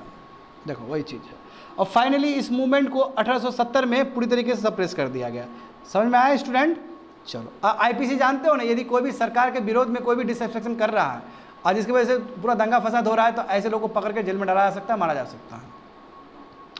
आगे देखो तितुमीर मूवमेंट, सैयद मीर निसार अली यानी कि तितुमीर अब ये तितुमीर कौन है? अभी जैसे बताए थे ना, सैयद अहमद बरेलवी, जो कि उस वाबी मूवमेंट से जुड़ा हुआ था, उसी का डिसाइबल है, उसी का विद्यार्थी है ये। बताओ, इसने भी वाबी मूवमेंट को ज्वाइन कर लिया, वाबिज्म को ज्वाइन कर लिया। हाँ, उस समय एक नरकेलब्रिया अपराइजिंग हुआ था 1831 में, तो ये उसमें एक लीडर थे, एज अ पिजन के रूप में, पिजन लीडर के रूप में ये काम कर रहे थे। पिजन जानते हो, पिजन का अपना ही प्रॉब्लम होगा, वही टैक्स की वजह से, लगान की वजह से। तो एज अ पिजन मूवमेंट के रूप में ये, पिजन के कॉज के रूप में ये ज्वाइन किए थे इस मूवमेंट में। समझ गए स्टूडेंट? हाँ, ब्रिटिश का अगेंस्ट ही होगा जो बात है। इसमें वही बोला है कि ये हिंदू लैंडलॉर्ड से लड़ रहे थे, क्योंकि हिंदू लैंडलॉर्ड्स क्या है कि दारी के ऊपर ना टैक्स ले रहा था, impose beard tax on the Faraizis, दारी के ऊपर टैक्स। इससे पहले जजिया भी जानते हो ना, कि यदि हिंदू लोग जाएंगे अपना पिलग्रिमेज में, टेंपल में, तो उसके ऊपर जजिया टैक्स लगता था, जो मुस्लिम लोग लेता था। सिमिलरली दारी रखने के लिए टैक्स लगता था, तो इसलिए हिंदू लैंडलॉर्ड से लड़ गए ये लोग सब। रिलीजियस चीज़ है ना, आप झूठों का कुछ एक्सपेरिमेंट करोगे तो लड़ेगा ही सब। बात समझ गए ना? हाँ, बाद में तितुमीर 1831 में मर गए। आगे देखो, फराजी मूवमेंट है ना, शरीतुल्लाह, देखो ये बहुत बड़ा नाम है ये आदमी का। हाजी शरीतुल्लाह को लगा कि भाई ये ब्रिटिश जब से आया है हमारा इस्लाम को बर्बाद कर दिया इसने, तो अब हमको रेडिकल सोशल कल्चरल और रिलीजियस चेंज चाहिए। यानी कि हमको अब जो इस्लाम मेरा था, और जो कुरान जो था मेरा पहले वाला, जो हदीथ था प्रॉफेट मोहम्मद का, हदीथ क्या होता है बच्चे? प्रॉफेट मोहम्मद ने जो कुरान को इंटरप्रेट किया था उसको हदीथ कहते हैं। परफेक्ट मोहम्मद जो पैगंबर थे मोहम्मद, समझ गए ना? मोहम्मद ने क्या किया, जब कुरान को जब समझने में मुश्किल आ रहा था तो उन्होंने हदीद क्रिएट किया, इंटरप्रेट किया है। तो हदीद और कुरान को रिस्टोर करना है, क्योंकि ब्रिटिश जब आया पूरा बर्बाद कर दिया। देखो इसी के लिए मूवमेंट शुरू हो जाएगा। उसी मूवमेंट को क्या बोलेंगे? फराजी मूवमेंट कहेंगे। 1818 में चला है स्टूडेंट। देखो यहाँ पे हद तो तब हो गया कि इसने पैरेलल गवर्नमेंट सेटअप करने की कोशिश किया था स्टूडेंट। पैरेलल गवर्नमेंट कि अपना ही गवर्नमेंट चल रहा है इसका कुछ एरिया में। कलीपास were made commissioners of the village. बताओ, कलीपास को विलेजेस बना दिया, जो मेन लैंड लॉर्ड से उसको वो बना दिया, कमिश्नर बना दिया। अब फंड रेस कर रहे थे, समझे? इवन ऑर्गेनाइज ए स्मॉल आर्मी, देखो अपना अपना आर्मी था जो जमींदार को अटैक कर रहा था, और जितने भी यूरोपियन प्लांटर्स है उसको भी अटैक कर रहा था। तो हम कह सकते हैं कि एक तो पैरेलल गवर्नमेंट भी चलाना, फंड भी रेस करना, और यूरोपियंस को भी पानी पिलाना, उसके बाद फिर इंडियन लैंडलॉर्ड्स को भी मारना, तो काफ़ी तबाही मचाया है। शरीतुल्लाह के डेथ के बाद इनके जो बेटे हैं दुदू मियान, ठीक है, इस मूवमेंट को आगे ले गए। और दुदू मियान ने अधिकतर जो इशू उठाया वो एग्रीगेरियन इशू ही था, मतलब फार्मर्स का ही हित का बात था उसमें। हाँ, बाद में दुदू मियान भी मर जाएंगे तो फिर ये ख़त्म हो जाएगा ये मूवमेंट, समझ गए ना? 1862 में ये मूवमेंट दुदू मियान मर जाएंगे तो ख़त्म हो जाएगा। अब देखो ऑब्जेक्टिव क्या था? ऑब्जेक्टिव वही जो शरीतुल्लाह जो इस्लाम के बारे में सोचते थे कि कुरान प्योर, हदीथ प्योर, वो चीज़ को रिवाइव करना, समझा? और अपने फ़र्ज मतलब अपना जो रिलीजियस ड्यूटी को निभाना। क्योंकि देखो इस्लाम, इंडिया में जो इस्लाम था, जो बाहर से ब्रिटिश आया, यूरोपियन पावर सब आया, इसने पूरी तरीके से पल्यूट कर दिया था। लोग बताओ नमाज भी पढ़ने से, मतलब नमाज भी ठीक से नहीं पढ़ता था। जो प्रैक्टिस है उन लोगों का, प्रैक्टिस में बहुत सारा डिग्रेडेशन आ गया था। तो ये चाहते थे कि लोग अपना फ़र्ज को निभाएं। फ़र्ज क्या होता है? नमाज पढ़ना, ठीक से रिचुअल्स करना इस्लाम का। समझ गए स्टूडेंट? हाँ, ये बहुत पॉपुलर हुआ था बंगाल रीजन में। देखो देवबंद मूवमेंट, अभी जितना भी तुमको मूवमेंट बताया जा रहा है सभी क्या है? रिवाइवलिस्ट मूवमेंट है स्टूडेंट, सब रिवाइवलिस्ट है। इसमें कहीं वेस्टर्न एजुकेशन का बात नहीं है। जैसा इस्लाम था उसी तरह का इस्लाम बनना चाहिए। समझ गए ना? मोहम्मद कासिम ननुतावी और रशीद अहमद गंगोई, ये दो शख्सियत थे ये देवबंद मूवमेंट को आगे बढ़ाने के लिए। देवबंद मूवमेंट जानते हो कि जो सहारनपुर डिस्ट्रिक्ट है यूपी का, उस समय का यूनाइटेड प्रोविंस अभी का यूपी का, उस जगह का नाम है, तो वहाँ से शुरू हुआ है। बिल्कुल सेम बात है, वहीं पे कुरान का सेम चीज़, कुरान और हदीस जो प्योर फॉर्म में वही फॉर्म में होना चाहिए। और उसके लिए जिहाद भी करना पड़े तो कर सकते हैं, कोई दिक्कत नहीं है। बात समझ में आ गया ना? हाँ, मगर देखो ये सब रिवाइवलिस्ट मूवमेंट है। इसके काउंटर में और भी मूवमेंट चल रहे हैं, जैसे अलीगढ़ मूवमेंट जो सर सैयद अहमद खान जो लेके चलेंगे, वही अलीगढ़ मूवमेंट जिसकी वजह से अलीगढ़ मुस्लिम यूनिवर्सिटी बना बाद में, AMU बना बाद में। समझते जाओ, प्रेजेंट से भी रिलेटेड है ये चीज़। तो अलीगढ़ मुस्लिम यूनिवर्सिटी, अलीगढ़ जो मूवमेंट है उसमें ब्रिटिश का सपोर्ट था। ब्रिटिश जानबूझ के सर सैयद अहमद खान को प्ले करवा रहा था ताकि इंडियन नेशनल कांग्रेस से वो लड़ सके। जानते हो जस्टिस पार्टी को सपोर्ट कर दिया ना ब्रिटिश ने। उसी तरह अलीगढ़ जो मूवमेंट था उसको भी सपोर्ट किया था ब्रिटिश ने, ताकि ये वाला जो रिवाइवलिस्ट जो मूवमेंट है इस्लाम का उसको काउंटर कर सके। देखो तो अलीगढ़ मूवमेंट से ठीक उल्टा था ये, ठीक है, क्योंकि अलीगढ़ जो मूवमेंट था वो चाहता था कि मुस्लिम का प्रोग्रेस हो वेस्टर्न एजुकेशन से। हाँ, ब्रिटिश गवर्नमेंट सपोर्ट करे उसके लिए। तो बट देवबंद मूवमेंट ऐसा नहीं है। देवबंद मूवमेंट क्या है तुम्हारा कि मुस्लिम का जो डिग्रेडेशन हुआ उसको फिर से रीजनरेट करना, मुस्लिम धर्म में जो गलत चीज़ हुआ है कुरान हदीस को फिर से रिकवर करना, समझ गए। तो देवबंद देखो, देवबंद अब देखो तुम खुद सोचो, बोलते ना कि एक का दुश्मन दूसरे का दोस्त बन जाता है। तो इंडियन नेशनल कांग्रेस को देवबंद मूवमेंट ने सपोर्ट कर दिया और वहाँ जितना लोग साहब फॉलोअर जितना था हिंदू मुस्लिम सबको बोला कि आप सपोर्ट करिए। जबकि अलीगढ़ जो मूवमेंट है बिल्कुल पसंद नहीं करता आईएनसी को, इंडियन नेशनल कांग्रेस को, देख रहे हो ना। तो वही है, देखो यहाँ पे पॉलिटिकल फ्रंट पे देवबंद स्कूल ने कहा कि इंडियन नेशनल कांग्रेस बहुत अच्छा हुआ बना है, 1885 में बना था स्टूडेंट, ठीक है। और एक फतवा भी जारी किया था किसके अगेंस्ट, सैयद अहमद खान ऑर्गेनाइजेशन के अगेंस्ट, वही अलीगढ़ मूवमेंट के अगेंस्ट, समझे कि ये लोग बेकार लोग हैं, ये लोग पूरा वो ब्रिटिश के अंदर आ गया और ब्रिटिश के अंदर आएगा तो इस्लाम खराब कर देगा लोग सब, बात समझ रहे हो। तो उसका जो भी एसोसिएशन था, जैसे सर सैयद अहमद खान का भी 2 एसोसिएशन था, यूनाइटेड पैट्रियोटिक एसोसिएशन और मोहम्मदन एंग्लो ओरिएंटल एसोसिएशन। यही मोहम्मद एंग्लो ओरिएंटल एसोसिएशन है जो कि अलीगढ़ मुस्लिम यूनिवर्सिटी को बनाया था बाद में जाके, समझ गए ना। उसी तरह देखो रशद अहमद गंगोई, ये तो मुस्लिम कम्युनिटी को बोलते थे कि कांग्रेस को कॉपरेट करो तुम, समझे। देखो बाद में, देखो अभी बाद में क्या हुआ कि मुस्लिम लीग ने पूरा मुस्लिम को ले लिया। बस शुरू में देखोगे, शुरू में कुछ और है, तुमको शुरू में कुछ और देखने को मिलेगा। इनफैक्ट जो रिवाइवलिस्ट मूवमेंट है इस्लाम का, वो खुद कह रहा है कि इंडियन नेशनल कांग्रेस को ज्वाइन करो, यानी कि सर सैयद का जो ऑर्गेनाइजेशन उसको विरोध करो, उसके अगेंस्ट फतवा भी जारी कर दिया है लोग ने, बात समझ रहे हो ना। तो ये अपने आप में तुमको दिखेगा कि जो इस्लाम के लिए जो काम कर रहा है ऑर्गेनाइजेशन, उसमें खुद फुट है रिवाइवलिस्ट और रिफॉर्मिस्ट के बीच में। ये सब रिवाइवलिस्ट, जो देवबंद क्या है, रिवाइवलिस्ट है, और रिफॉर्मिस्ट कौन है तुम्हारा, अलीगढ़ मूवमेंट। ये दोनों के बीच में गल्फ है, खाई है, क्योंकि अलीगढ़ पसंद नहीं करेगा इसको, अलीगढ़ मूवमेंट पसंद नहीं करेगा इंडियन नेशनल कांग्रेस को, और ये बोलेगा कि नो इंडियन नेशनल कांग्रेस सही है, जितने ही मुस्लिम लोग सब है वो भी सपोर्ट करो इंडियन नेशनल कांग्रेस को। हाँ, इंडियन नेशनल कांग्रेस को फायदा हो जाएगा इससे, जो बात है आ रहा है समझ में ना। तो देखो ये भी आदमी है शिबली नुमानी, हाँ ये भी देवबंद स्कूल का ही वो है। अब देखो बहुत बड़े ये उर्दू पॉइंट रहे थे, ये बहुत बड़े स्कॉलर रहे हैं। इन्होंने भी देखो, अब इनका थोड़ा सोच अलग है, मगर इन्होंने इंडियन नेशनल कांग्रेस को सपोर्ट किया था। देखो नुमानी कहते हैं कि ट्रेडिशनल जो है कि हाँ ट्रेडिशनल इस्लाम सिस्टम जो है उसको रिफॉर्म करने की ज़रूरत है, इंग्लिश लैंग्वेज डालना चाहिए, यूरोपियन साइंस भी डालना चाहिए। तो ये रिवाइवलिस्ट होने के बाद भी रिफॉर्मिस्ट वाला गुण है इनके अंदर, समझ रहे हो ना। ये बड़ा नाम है इनका। हाँ, मगर ये कांग्रेस को पसंद करते हैं क्योंकि ये बोलते हैं कि कांग्रेस बहुत ही इंपॉर्टेंट है, कांग्रेस लोगों के भलाई के लिए काम कर रहा है। इसलिए सभी लोग से, मुस्लिम लोग से ही बोलते हैं कि बिल्कुल आप लॉयल रहो, आप इंडियन नेशनल कांग्रेस को ज्वाइन करो और अपने मदरलैंड को लेकर लॉयल रहो, समझे ना। और मुस्लिम को भी कन्विंस करते थे कि हिंदू और मुस्लिम साथ साथ रहना है और खुश होकर रहना है। कितना अच्छा विचारधारा, समझ रहे हो ना। तो ये क्या नाम था इनका, शिबली नुमानी। ये भी देवबंद स्कूल के ही एक सपोर्टर थे। मैं इनका सोच थोड़ा डिफरेंट था क्योंकि अभी तक जितना भी रिवाइवलिस्ट देखे उसमें वेस्टर्न एजुकेशन का कहीं पे बात नहीं था ना। मैं ये ऐसे शख्सियत है कि देवबंद मूवमेंट का हिस्सा होने के बाद भी ये चाहते थे कि वेस्टर्न एजुकेशन जरूर मुस्लिम तक पहुँचे। मैं एट द सेम टाइम ये इंडियन नेशनल कांग्रेस को सपोर्ट भी कर रहे हैं, तो थोड़ा थोड़ा कन्फ्यूजन भी हो सकता है। रिवाइवलिस्ट होने के बाद भी रिफॉर्मिस्ट वाला थोड़ा गुण है इनके अंदर। अब देखो, अब 2 बताएंगे तुम लोग को, अहमदिया मूवमेंट और अभी सर सैयद अहमद खान का भी समझोगे, तो वो दोनों ही रिवाइवलिस्ट मूवमेंट है, समझे, सॉरी रिफॉर्मिस्ट मूवमेंट है। रिफॉर्म मतलब क्या, वेस्टर्न एजुकेशन होना चाहिए। रिवाइवलिस्ट तो समझ चुके हैं हम लोग, देवबंद हो गया है ना, इससे पहले दुनिया भर का वाबी मूवमेंट सब हो गया। मिर्ज़ा गुलाम अहमद, ठीक है, ये भी देखो जस्ट लाइक ब्रह्म समाज, ये भी एक यूनिवर्सल गॉड पे ही, एक यूनिवर्सल रिलीजन पे ही बात करते हैं कि एक ही कोई रिलीजन, एक ही कोई भगवान है। हाँ, ये जिहाद वाला कॉन्सेप्ट को ये अपोज करते थे, बोलते थे कि फालतू का चीज़ें क्या है ये सब करना, जिहाद सब करना, समझ गए। ये वेस्टर्न लिबरलाइजेशन से काफ़ी प्रभावित थे ये, समझ गए। और ये चाहते थे कि यस एजुकेशन मिले, वेस्टर्न एजुकेशन मिलना चाहिए हमारे मुस्लिम भाई लोग को भी। हाँ, बाद में तो इन्होंने अपने आप को मसीहा तक घोषित कर दिया था, ठीक है। इन्होंने कहा था कि हिंदू गॉड कृष्णा जीसस उसी का हम अवतार है, होता है ऐसा, पढ़ोगे बाद में भाया फेत में भी देखोगे तुम लोग। तो मिर्ज़ा गुलाम अहमद, अब देखो ये, अब तुम लोग को अभी सरप्राइज लग रहा होगा, ये बस ये मैसेज देना चाह रहे होंगे उस समय कि देखो सब एक ही धर्म है, लड़ने की जरूरत नहीं है किसी धर्म से, है ना। हम जीसस का ही दूसरा अवतार है, हम राम जी का ही दूसरा अवतार है। तो इससे क्या होगा कि जो क्राउड होगा तो हिंदू को लेके वो अपोज नहीं करेगा, जो बात है, तरीका है लीडरशिप का अपना।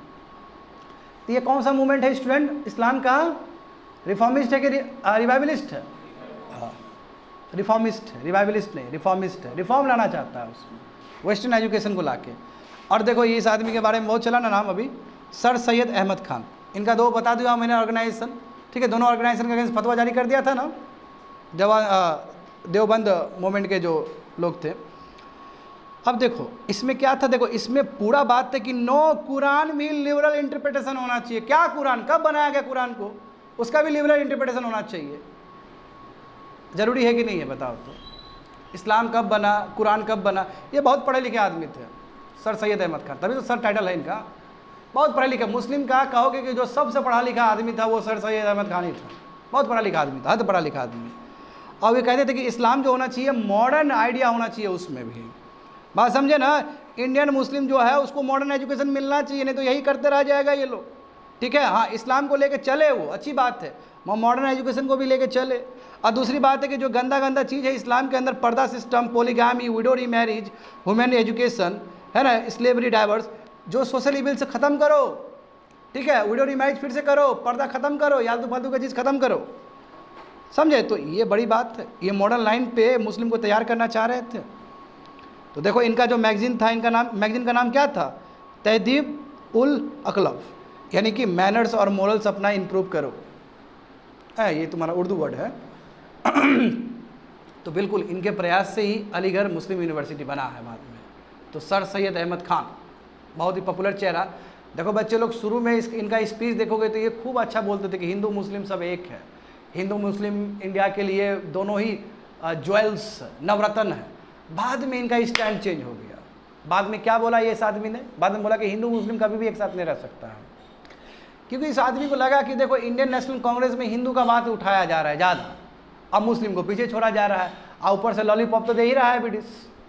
बोला बाबू कहाँ जा रहा हो ना, हम तुमको देंगे सहारा, तुम्हारे जैसा आदमी का काम है, तुमको मुस्लिम के लिए चाहिए, हम तुमको दे रहे हैं, लो आरक्षण, ये लो, ये यूनिवर्सिटी लो, ये लो, वो लो, बस हमारे साथ आओ। क्योंकि ब्रिटिश को क्या खेलना है अभी, डिवाइड एंड रूल पॉलिसी खेलना है। तो ये आदमी जो लाहौर के भाषण में बोलता है कि हिंदू मुस्लिम सब एक है, टू ज्वेल्स है, वही बाद में जाकर पलट जाता है ब्रिटिश के सपोर्ट के वजह से। अब बाद में बाकी मुस्लिम लोग से बोलता है कि ए इंडियन नेशनल कांग्रेस को ज्वाइन नहीं करना है तुम लोग को, चाहे रिवाइवलिस्ट कुछ भी बोलते रहे। आगे देखो बाबू, ये देखो इस आदमी, हालांकि बहुत पढ़ा लिखा, बहुत ज़्यादा ही पढ़ा लिखा आदमी है। देखो इन्होंने कहा कि वेस्टर्न एजुकेशन ही मुस्लिम को ठीक कर सकता है, इसका जो बैकवर्डनेस है मुसलमान का, ये वेस्टर्न एजुकेशन ही ठीक कर सकता है उसका, समझा। और दूसरी बात है कि वेस्टर्न साइंटिफिक एजुकेशन होना चाहिए। चलो कुरान पढ़ते रहो, अच्छी बात है, एजुकेशन भी ठीक से लो। और इन्होंने कहा है कि रिलीजन जो होना चाहिए वो एडप्टेबल होना चाहिए टाइम पे। सही बात है कि नहीं बताओ तो? बात तो बड़ा लॉजिकल करेंगे ये, फिर रिलीजन भी तो एडप्टेबल होना चाहिए। आपका आप 7th 8th सेंचुरी का लिखा हुआ किताब अब ये 18th 19th सेंचुरी में डालोगे तो काम करेगा क्या? तो ये भी बोलते एडप्टेबल होना चाहिए रिलीजन सब, हाँ समझे। हाँ, फ्रीडम ऑफ थॉट होना चाहिए। हाँ देखो इसके वजह से देखो इन्होंने क्या क्या बनाया, देखो वही इन्होंने मोहम्मद एंग्लो ओरिएंटल कॉलेज इन्होंने खोला था मुस्लिम के लिए, वही बाद में जाके अलीगढ़ मुस्लिम यूनिवर्सिटी बना है 1875 में, जो कि अभी भी चलता है। आया पूछने? तो अलीगढ़ मुस्लिम यूनिवर्सिटी में पूछेगा बता दोगे ना, सर सैयद अहमद खान को जाएगा श्रेय इसका। अब देखो इस आदमी के बारे में देखो, ब्रिटिश गवर्नमेंट में जुडिशियल सर्विस उसमें मेंबर भी रहे हैं, जुडिशियल सर्विस में ये मेंबर भी रह चुके हैं। जब इनका रिटायरमेंट हुआ 1876 में जुडिशियल सर्विस से, उसके बाद फिर ये लेजिस्लेटिव काउंसिल यानी कि उस समय का जो लोकसभा होगा उसके भी मेंबर रहे हैं। हाँ, इतना ज़्यादा ब्रिटिश से लॉयल थे कि इनको नाइटहुड का भी खिताब मिला है, टाइटल नाइटहुड का खिताब मिला था ना गांधी जी को भी, नाइटहुड का खिताब मिला था रविन्द्रनाथ टैगोर को भी, और बाद में लौटा दिया गांधी जी ने और रविन्द्रनाथ टैगोर ने। जैसे जलियांवाला मासाकार हुआ ना, बोला कि टाइटल अपना रखो तुम, गुस्से से लौटा दिया था, क्योंकि जलियांवाला मासाकार वो हिमालयन ब्लंडर था। गांधी जी को बहुत बुरा लगा कि हम गलती कर दिए कि लोगों को इकट्ठा करने के लिए, और उस समय जानते हो कर्फ्यू लगा हुआ था बंगाल में, और जनरल डायर आके आदेश दे दिया, मार दिया सबको। गांधी जी को बहुत रिग्रेट हुआ, गांधी जी को इतना गुस्सा आया, गांधी जी बोल दिए कि शैतान है ब्रिटिश लोग, और उस समय अपना जो टाइटल था नाइटहुड लौटा दिए। और रविन्द्रनाथ टैगोर भी सेम किए, वो भी लौटा दिए अपना टाइटल। तो देखो इनको भी टाइटल मिला है नाइटहुड। अभी नाइटहुड का टाइटल का मतलब क्या होता है? टाइटल देखो उस समय बहुत मायने रखता है। जैसे अकबर II के द्वारा राजा राम मोहन राय का टाइटल मिला ना राजा, तो टाइटल मिलता है तो आपका कद बढ़ जाएगा, आपको कहीं पे भी आपका काम हो जाएगा। एक तरह सर्टिफिकेट है, वो सर्टिफिकेट है, टाइटल इज ए सर्टिफिकेट। आगे देखो, हाँ सर सैयद अहमद खान, देखो इनका व्यू देखो ना, मुस्लिम के ऊपर क्या, वुमेन के ऊपर क्या व्यू है? तो ये कहते थे कि यस बेटर एजुकेशन मिलना चाहिए महिलाओं को, ये पर्दा खत्म होना चाहिए, पोलीगामी खत्म होना चाहिए और डाइवर्स का इजी तरीका होना चाहिए। रिलीजन के ऊपर क्या है इनका सोच? रिलीजन के ऊपर इनका सोच प्रैक्टिकल मोरालिटी होना चाहिए रिलीजन के अंदर, समझे ना। और ये कहते थे कि मुस्लिम फर्स्ट अपना एजुकेशन पे काम करे और अपना जॉब पर काम करे, नहीं तो हिंदू सब ले जाएगा जॉब, क्योंकि हिंदू पढ़ा लिखा आदमी होता है। जानते हो ना कि जो हिंदू में ब्राह्मण्स लोग बहुत पढ़ा लिखा आदमी सब होता है। तुम अभी भी देखोगे पूरा इंडिया में सिविल सर्विस में ज़्यादातर ब्राह्मण्स लोग ही जाते हैं। क्या है? क्योंकि शुरू से परंपरा रहा है पढ़ने का ब्राह्मण्स लोग का। तो चलो बात पीछे करके चलते हैं। उस समय भी यही बोलते थे कि मुसलमान को पढ़ो, नहीं तो हिंदू जॉब ले लेगा तुम्हारा, पढ़ो लिखो आगे बढ़ो। ठीक है, अब देखो मुस्लिम पॉलिटिक्स में यदि मुस्लिम पार्टिसिपेट करता था तो ये क्या बोलते थे? बोलते कि पार्टिसिपेट करने की जरूरत नहीं, तुम पार्टिसिपेट करेगा फिर ब्रिटिश हमको प्रेशर देगा। ब्रिटिश यदि लॉलीपॉप दे रहा है हमको, यही बोल के नहीं दे रहा है कि तुम लोग पार्टिसिपेट ना करो, क्योंकि वो यदि सर सैयद अहमद खान को सपोर्ट मिला है ब्रिटिश का, इसलिए मिला है कि अपने लोग को दूर रखो इंडियन नेशनल कांग्रेस से। आया समझ में? देखो वही बात है। ये कहते थे कि एक्टिव पार्टिसिपेंट पॉलिटिक्स में होने का मतलब है सरकार के विरोध में काम करना, वो जो कि ठीक नहीं है। अब ब्रिटिश जानते हो कि ब्रिटिश ने हमेशा देखो अपना जो वही डिवाइड एंड रूल पॉलिसी है उससे इसको यूज़ किया है। बाद में देखो कितना बड़ा खाई हो गया हिंदू मुस्लिम का। बाद में मुस्लिम लीग आ गया 1905-6 में। अब मुस्लिम लीग जो आया है इतना काम किया कि 1947 में भारत और पाकिस्तान बन गया। तो देख रहे हो जो नींव रखा जा रहा है इंडिया और पाकिस्तान का, जो नींव रखा जा रहा है हिंदू और मुस्लिम का डिवाइड का, वो अभी से शुरू हो गया है। आया समझ में? अब ब्रिटिश जानते हो ना काम किया इस पर। तो ख़त्म कर दिया ना इस्लाम रिफॉर्म मूवमेंट्स। अब छोटा सा बचा हुआ है डिप्रेस कास्ट मूवमेंट। समझो इस चीज़ को। बी आर अम्बेडकर दिख रहे होंगे, है ना। अब बी आर अम्बेडकर के बारे में तुम लोगों को बहुत कम पता है। बी आर अम्बेडकर ने बहुत सारा, है ना, एसोसिएशन में भी काम किया है इन्होंने। जैसे देखो डिप्रेस क्लास के लिए, डिप्रेस क्लास समझते हो ना बच्चे लोग, जो अनटचेबल लोग सब है, हाँ अभी के जो एससी लोग सब है, उसके लिए काम किया है। डिप्रेस क्लास इंस्टीट्यूट बनाया था जिसको हम लोग बोलते हैं बहिष्कृत हितकर्णी सभा, बॉम्बे में बनाया था 1924 में। सोचो उस समय की बात है। हाँ, ये मराठी फोर्टनाइटी भी यूज़ करते थे, यानी कि एक हफ्ता में आता था, एक हफ्ता नहीं 2 हफ्ता में एक आता था मराठी जर्नल, जिसका नाम था बहिष्कृत भारत। ये सबको याद कर लेना क्योंकि बी आर अम्बेडकर का लिखा हुआ मैगजीन है, इंपॉर्टेंट हो जाएगा। समाज समता संघ भी बनाए थे ताकि अनटचेबल्स लोग को बताया जा सके, सोशल इक्वलिटी के बारे में बताया जा सके। और महल सत्याग्रह भी इन्होंने ही शुरुआत किया था। महल सत्याग्रह क्या था स्टूडेंट? कि जो पब्लिक वेल्स से, घाट से, वहाँ से पानी पी सके। पहले तो क्या पब्लिक घाट से भी पानी पीने नहीं देता था ये लोग को, कुआं से भी निकाल, तो उसके लिए लड़े थे ये। वही महल सत्याग्रह है, समझ गए। 1927 में हुआ था ये सभी चीज़। हाँ, पार्वती टेम्पल सत्याग्रह भी करवाए थे 1928 में। कालासाम टेम्पल सत्याग्रह में भी ये शामिल थे। तो अपार्ट फ्रॉम पॉलिटिक्स, देख रहे हो कितने बड़े शख्सियत है। अपार्ट फ्रॉम पॉलिटिक्स ये सोशल रिफॉर्म्स में भी उतना ही शामिल है, उतना ही एक्टिव है ये आदमी। हाँ, उसका देखो इतना ही नहीं, इंडिपेंडेंट लेबर पार्टी भी बनवाए थे लेबर के हक के लिए, क्योंकि जानते हो कैपिटलिस्ट क्लास सब लेबर के ऊपर शोषण करता है, उसके लिए भी ये काम किए थे। तो कहने का मतलब ये सब चीज़ पे लोगों को ज़्यादा ध्यान नहीं है, समझ रहे हो। खाली लोगों को लगता है कि आरटीसी किए, राउंड टेबल कॉन्फ्रेंस किए, संविधान लिखे, इसी पे लोगों का फोकस है। और तुम देखो ना संविधान लिखने से पहले कितना काम कर चुके हैं सोसाइटी में ये। इनफैक्ट तुम्हारा ये लेबर पार्टी भी बना दी है ये। आगे देखो बच्चे लोग, बी आर अम्बेडकर। अच्छा, यहाँ पे तुमको मज़ा आ जाएगा समझने में। कास्ट सिस्टम को लेके गांधी जी क्या सोचते थे और कास्ट सिस्टम को लेके बी आर अम्बेडकर जी क्या सोचते थे। दोनों देखो बाबू, दोनों में ये पटता नहीं था दोनों में। बोले ना अभी तुम लोग को पूना पैक्ट में क्या हुआ, यानी कि गांधी जी का हर एक चीज़ इसको हिपोक्रेसी लगता था। यदि गांधी जी कुछ भी कर रहे हैं ना, जाओ बी आर अम्बेडकर पूछने के लिए, बोलेगा है बेकार का चीज़ है। जब गांधी जी से फर्स्ट मीटिंग हुआ तो सब आदमी हाथ जोड़ के बैठा हुआ था वहाँ पर। अब बी आर अम्बेडकर कोई मतलब ही नहीं है ये एटीट्यूड, क्योंकि बी आर अम्बेडकर जो जी है वो अपना कम्युनिटी के लिए बाबू, क्योंकि वो जो आदमी जो अपना जीवन में संघर्ष किया है, इतना पढ़ा लिखा आदमी होने के बाद भी उसको एक होटल नहीं मिला इंडिया में आके, तो इस चीज़ का उसको था खुन्नस बी आर अम्बेडकर को। इतना आदमी इतना बड़ा पीएचडी किया, इंडिया में आया, एक होटल में गया, होटल में दिया नहीं उनका जात देख के, ये स्थिति फेस किए हैं वो। तो जाहिर सी बात है वो जीवन भर तो लड़ेंगे उस चीज़ के लिए, और इतना पढ़ा लिखा आदमी है जी। हाँ समझ रहे हो ना। अब यहाँ पे हमें देखना है गांधी जी और बी आर अम्बेडकर जी, दोनों के बीच में क्या डिफरेंस था कास्ट सिस्टम को लेकर। देखो गांधी जी क्या सोचते थे कास्ट सिस्टम को लेकर। गांधी जी कहते थे कास्ट सिस्टम में रिफॉर्म जरूर होना चाहिए। हाँ, जो हाई कास्ट का लोग है, जो क्षत्रिय है, ब्राह्मण है, इसका हृदय को परिवर्तन करना चाहिए, समझे। और ये ऑल टुगेदर वर्ना सिस्टम में बिलीव करते थे। मैं बी आर अम्बेडकर बोलते थे सब ढकोसला है, बेकार है, सब खत्म करो, कोई रिफॉर्म करने की जरूरत नहीं, खत्म कर दो उसको, क्या बेकार का चीज़ है। इसकी वजह से कितना शोषण हुआ हम लोग का, डायरेक्ट रेडिकल सोच है वो।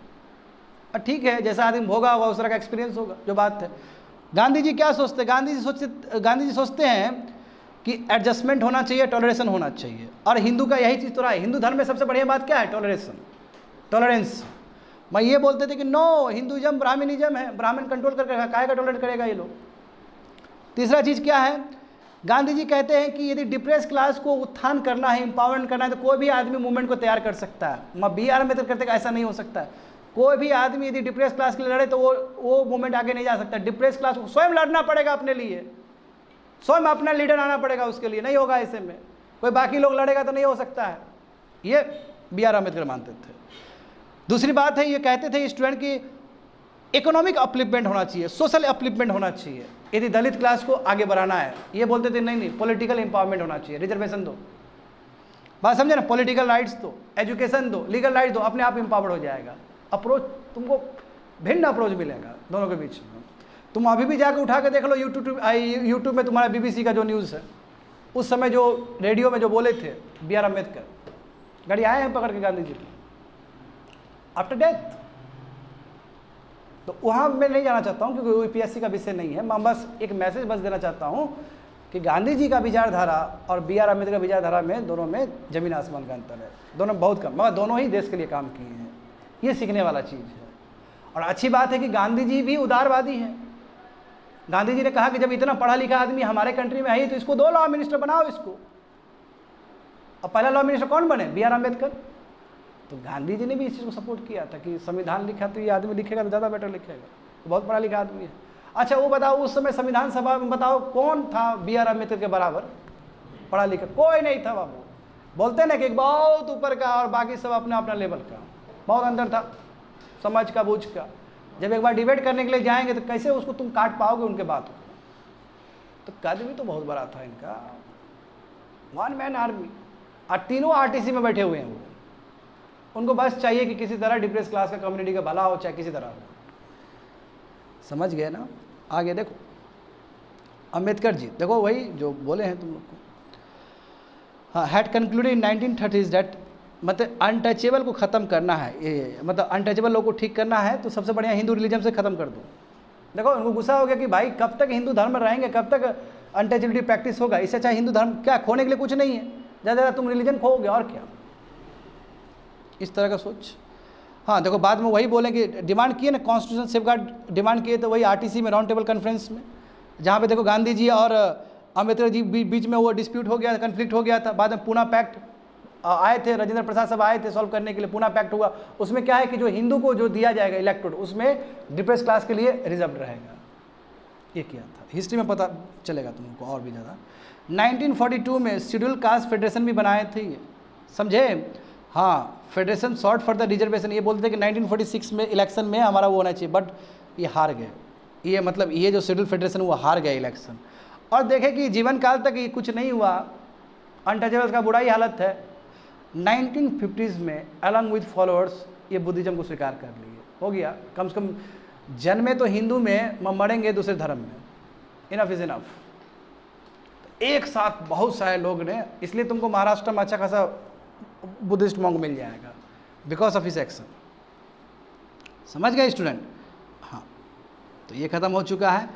अब देखो लास्ट पोर्शन बचा हुआ है, थोड़ा सा पोर्शन है ये, movements for the emancipation of women, यानी कि महिलाओं को उत्थान के लिए, एम्पावरमेंट के लिए क्या क्या मूवमेंट हुआ है। पहले हम लोग इंडिविजुअल एक्टिविटीज देखेंगे, सब देख चुके हो, जो भी किए हैं अभी तक उसी का कंपाइलेशन है।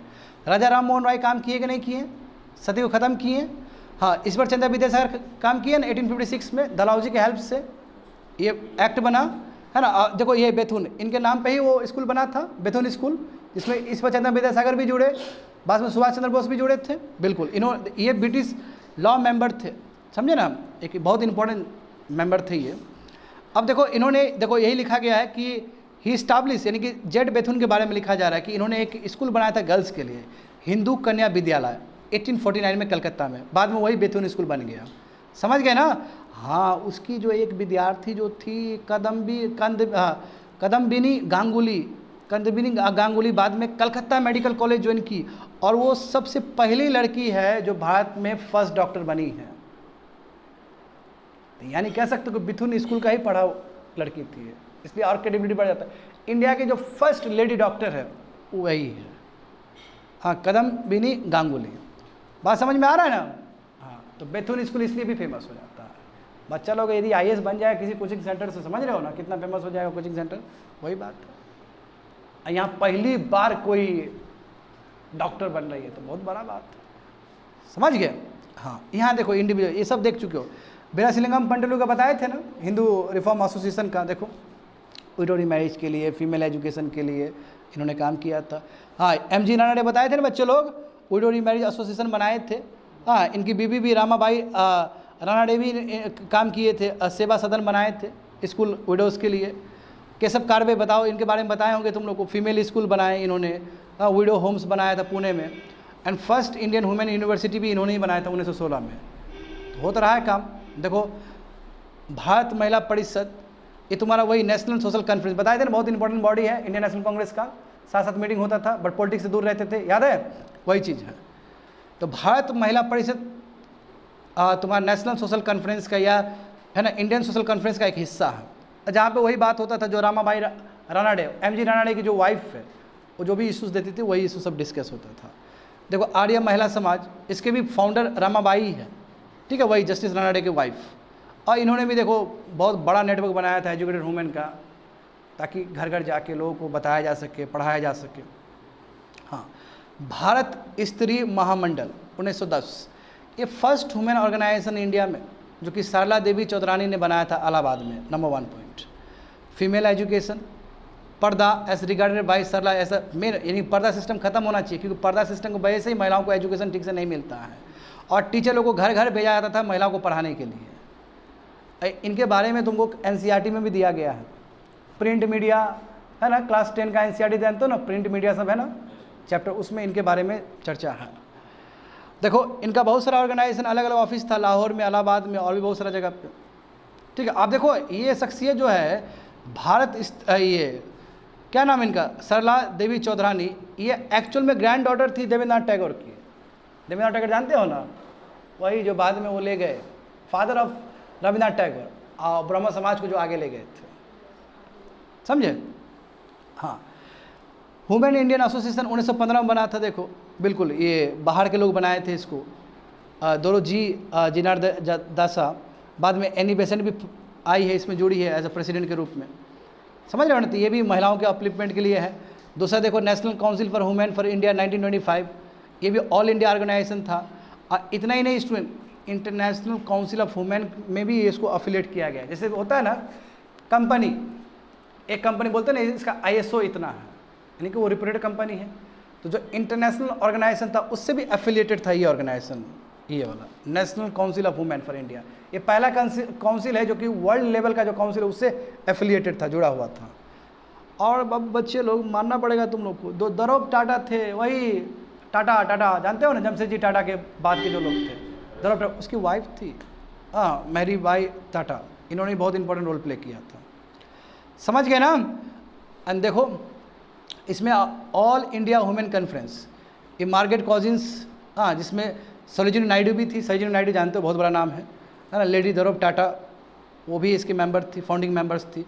और इसमें वही बात किया जाता था कि महिला का एजुकेशन होना चाहिए, पर्दा सिस्टम खत्म होना चाहिए, चाइल्ड मैरिज खत्म होना चाहिए, दुनिया भर का चीज़, ठीक है। आप देखो ये कितना इंपॉर्टेंट है, ऑल इंडिया वुमेन कॉन्फ्रेंस के एफर्ट के वजह से ही शारदा एक्ट आया था इंडिया में। शारदा एक्ट, देखो शारदा एक्ट का मतलब क्या हुआ कि जो शादी का जो एज होगा गर्ल्स का, समझे, वो 14 साल होगा और बॉयज़ का 18 साल होगा। पहले तो चाइल्ड मैरिज होता था ना, because of the efforts of this conference कि शारदा एक्ट है। और शारदा एक्ट में वो जो एक्ट है, शारदा वर्ड, वो किसी रिफॉर्मर का नाम से हुआ, ठीक है, जो तुमको नीचे मिल जाएगा। देखो नीचे देखो, राय साहेब हरिबिलास शारदा, इनके नाम से, ठीक है, ये जुड़े हुए थे उससे। देखो लिखा गया 1929 में चाइल्ड मैरिज रिस्ट्रेंट एक्ट आया, जिसको हम लोग शारदा एक्ट भी कहते हैं। हाँ, गर्ल्स के लिए 14 साल कर दिया गया और बॉयज़ के लिए 18 साल। बट उससे पहले कंपनी रूल के अंदर क्या क्या चेंज हुआ है जानते हो? 1829 में सती खत्म, 1843 में इंडियन स्लेवरी एक्ट, यानी कि स्लेवरी नहीं होगा इंडिया में। कास्ट डिसेबिलिटी एक्ट, कास्ट के नाम पे कुछ गलत हो रहा है तो उसको ख़त्म किया 1850 में। और window remarriage act Ishwar Chandra Vidyasagar along with Dalhousie 1856 में ख़त्म हो गया। समझ गए स्टूडेंट? ख़त्म कर दिए हैं, ठीक है। तो ख़त्म हो गया ना जी social reform movement, Hindu reform movement है ना, नॉन हिंदू रिफॉर्म मूवमेंट या secular reform movement, Parsi reform movement, anti untouchability movement, Sikh movement, Islamic reform movement, depress caste movement और movement for the emancipation of women, ये ख़त्म हो चुका है, ठीक है। तो कहने का मतलब देखो, जो हम लोग रिवोल्ट एंड मूवमेंट जो कर रहे थे तो सोशल रिफॉर्म मूवमेंट यहाँ कंप्लीट हो गया। अब जो नेक्स्ट जो पढ़ेंगे हम लोग क्या पढ़ेंगे? Revolutionary movement. कंप्लीटेड।